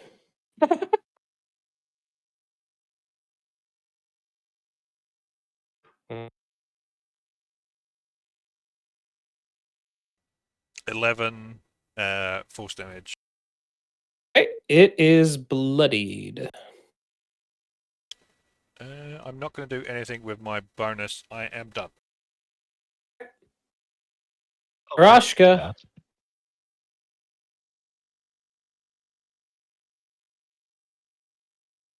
Yeah, cool. Since I believe I now know that Crick is here, that's yours. Okay. And then I move. You're on your own. Brave Sir Robin. Right. Notice Crick. this does necrotic damage instead of the psychic. True. Ooh. See if that's Yeah. better. Let's see if that's better. Let's go to the replay. I don't know. The Toll of the Dead has been working. Oh, true. Oh, yeah. You're right. Okay. But they're developing immunity to it.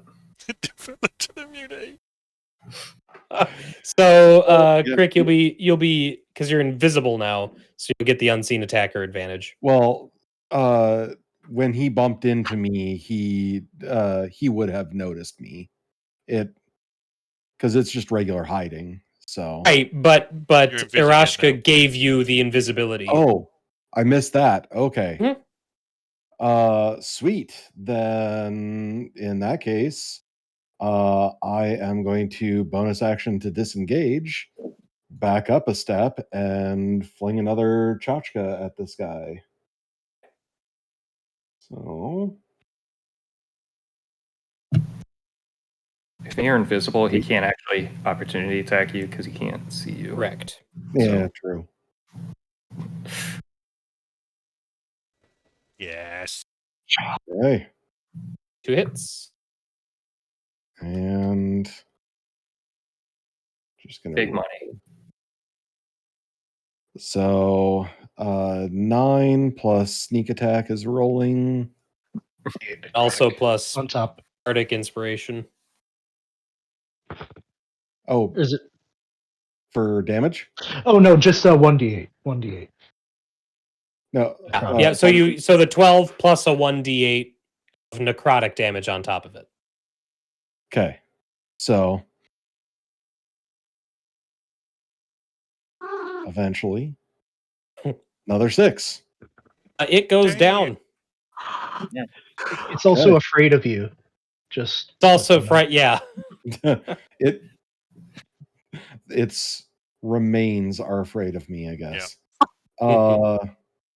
So yeah, I will just move out here then. That's my turn. All right, Celsia. You know what I'm gonna do? Punch, kick. Hey, you're giving me a pretty good idea of what you're gonna do.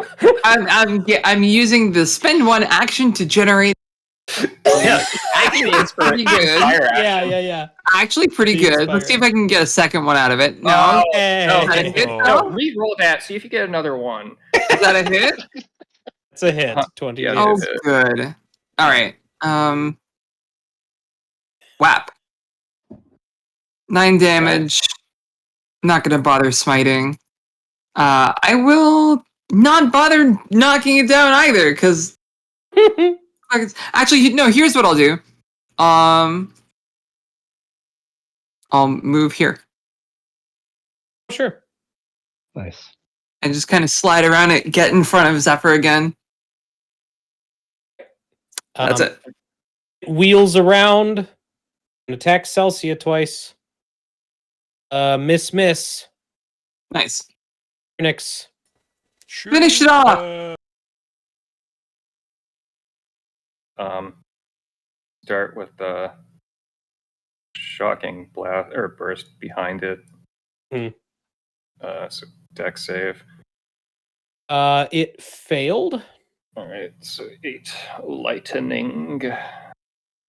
It's bloodied. And Yay! oh, cool. 16.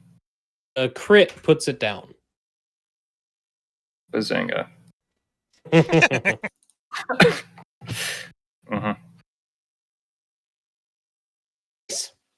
Right. The turn order. Well, I must say that was rather exhilarating. It was nothing. You should have seen the Aboleth fight. The what? If you realize what she said, her head kind of sinks a little bit. Oh.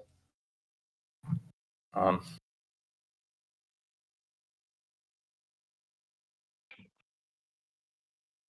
All right, how's everyone looking?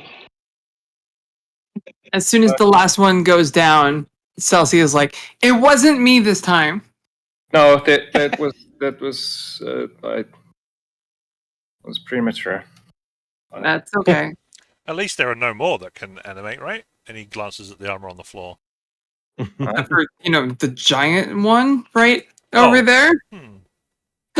He already seems to be moving. He looks friendly enough. No kitty. Wait for So Crick is going to go back into this room and double check, make sure there aren't any traps on that sarcophagus. Investigation?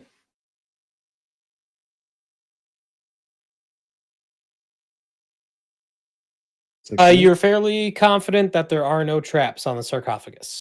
Okay.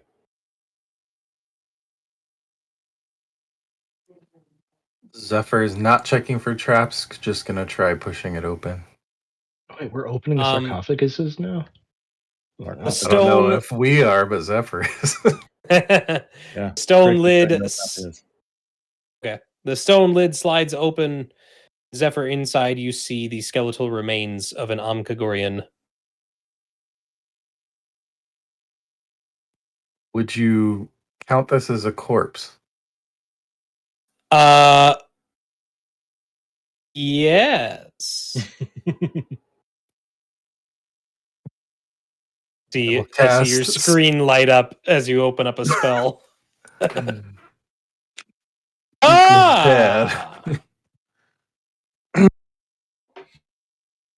Okay, which one is this? We're in the North Chamber. Grant the semblance of life and intelligence to a corpse of your choice within range. It can answer questions. It must still have a mouth and can't be undead. Well, it's not undead. It has a jaw.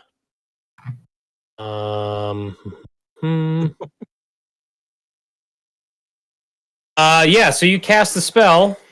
Oh no. And this skeleton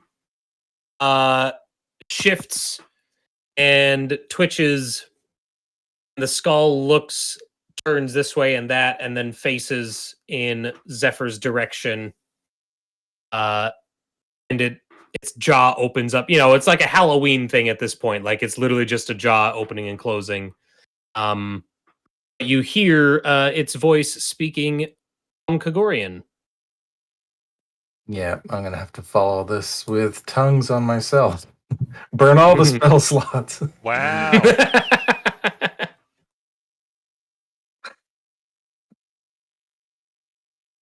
Oh, and neither of those are concentration. Yeah, druids don't get yeah, they're not on the druid list. Yeah. So I get 5 questions, basically.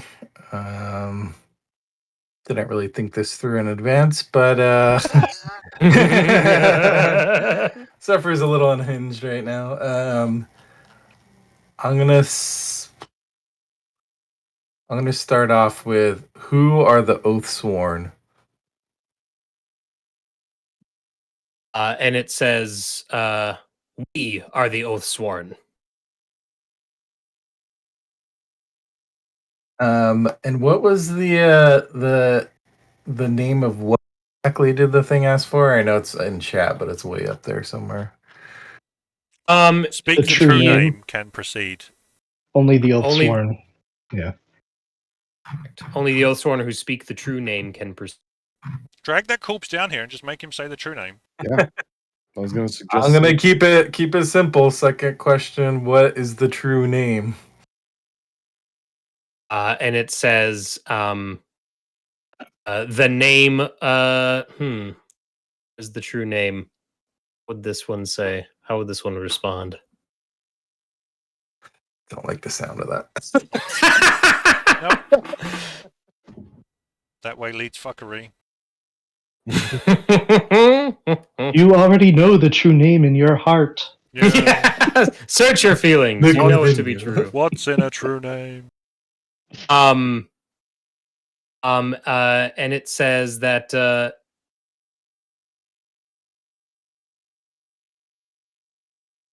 true name is the guise it sought. It's the guys. It's hold, please. Need to make a note.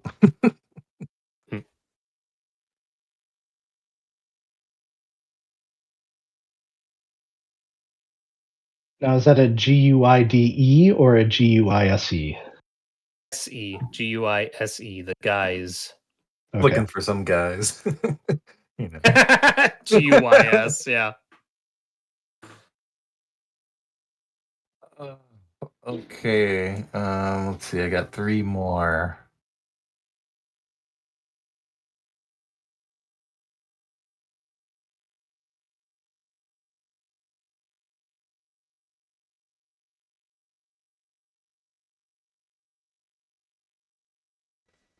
Ask it what lies beyond the Guardian. Oh, that's a good one. Yeah. Wow, I got sudden inspiration. What lies beyond the Guardian? The inner sanctum of this temple. Why do you sound? Well, ask it why it sounds like Skeletor. I was just about to say Skeletor. As I am Skeletor. I am Skeletor. I'll get you next time.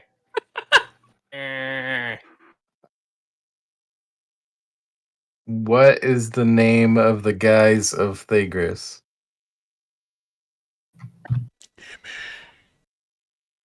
Responds with Emek. Oh shit! Zephyr's head just explodes and she dies.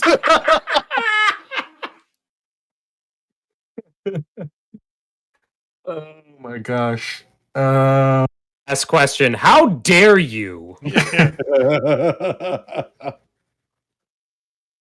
Yeah, I think I have another Zephyr- question for you. Where do you get off?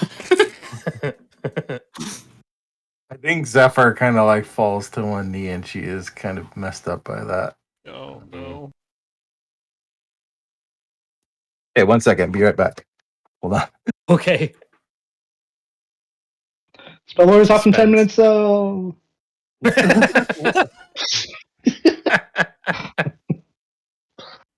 I just like to imagine that the skeleton guy just hears fucking music. Yeah. Generic hold music, some soft jazz. I think Zephyr is going to call out for help at this point.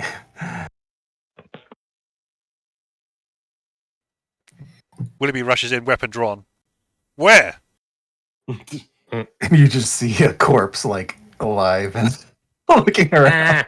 How long was that corridor?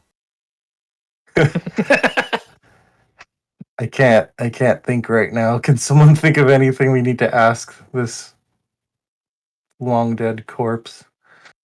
How do you become an oath? You cut out there. Oh, how do you become an oath sworn? Oh. You Aerashka probably asks swear an that. oath. You shut up. Sorry. I will slightly rephrase it and say, how can I become an oath sworn? And it You gotta take 5 credits. And yeah. Send a stamped addressed envelope too.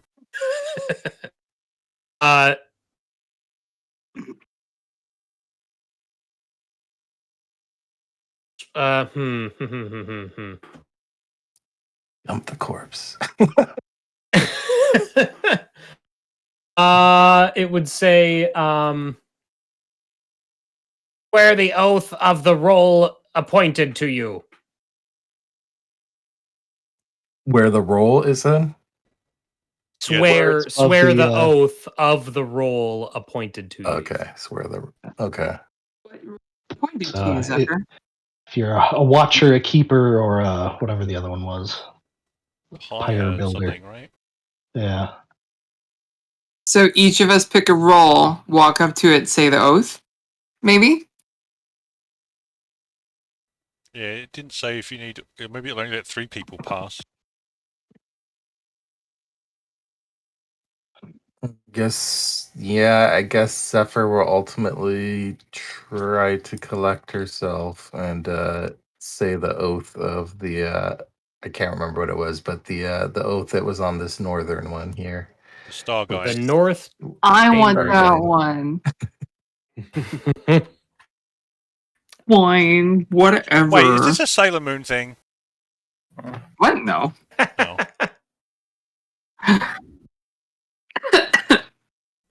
Sorry, is this another Sailor Moon thing? All right, Ian, what do you say? I swear, I put the I swear to follow the path of the heavens, to show the path to others, and to prepare their mortal souls for Vagris's afterlife. thing happens. And then I will follow that up with saying Imik. The construct takes a large step forward, menacingly, towering over you. Then it steps to the side. Oh, I was hoping he was going to hug you. Yeah. Lift you up like My Dirty Dancing. It's a hand on your shoulder. Welcome home. Can we Beep all boop, prepare? welcome home. Hold on. Is it just for her? I will try to step forward. It would move to stop you. Yeah? Okay, alright. It's just Zephyr then. Zephyr, very much looking like she's in a daze and just going through the motions, will step forward. Zephyr, I'll stop her really quick. Our link is still active. Just be careful, okay? I'll shout for help if I need it, or if you hear a death If I hear a scream. shout, I will assume you need help. I'm okay! Everything's fine! Wait, I Please take help! it He's back. shouting!